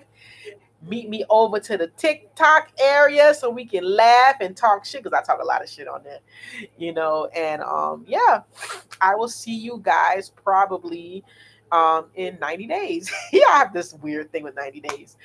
And so yeah, all is well and I'm healthy, I'm happy. And I'm not always happy. I'm depressed a lot. Not just, to keep from feeling that way, I go to sleep. Whenever I feel depressed, whenever I feel down, I go to sleep. Take a Benadryl, go to sleep. Get up feeling good, feeling great. And so yeah, that's how I deal with it because I feel like therapy is not for me. I mean, I'm not gonna say it's not for me. I could totally do therapy, but my issues are situational. When I'm in a bad situation, I'm down bad. But when my situation improves, I'm okay. And right now, in this moment, I am content with my life and I am happy. And I am very, very glad I got a divorce. And to be honest with you, if you know, I'm cool with having a life partner. I am no longer interested in getting divorced because it's very difficult to get out of a marriage. Being common law is cool. Most states don't recognize it anymore, but I'm cool with being, you know, how Auntie so and so got that good old friend that's her man that she done had for 20 years. That's what I want. I want a nice, good old companion that goes back to his damn house. I don't want to live with a man. Men are disgusting and gross. I don't want to live with another man. I really don't. If it's worth my while, I would. But if it ain't, I'm good. So thank y'all for joining me. And I will talk to you guys on TikTok. Get your ass over on TikTok and come see me, because that's where I post the most, you know, and they cap us at 3 minutes. So I can't be on there riding out like I'm 3 hours. I can't believe I have to talk to y'all for 3 hours. But, I felt like I owed y'all this update because I haven't talked to y'all for a very, very long time. And so I missed y'all. I love you. I hope you guys are well. You guys can email me anytime at roperfamily2012 at yahoo.com. And yeah, I'll see you guys next time. Bye.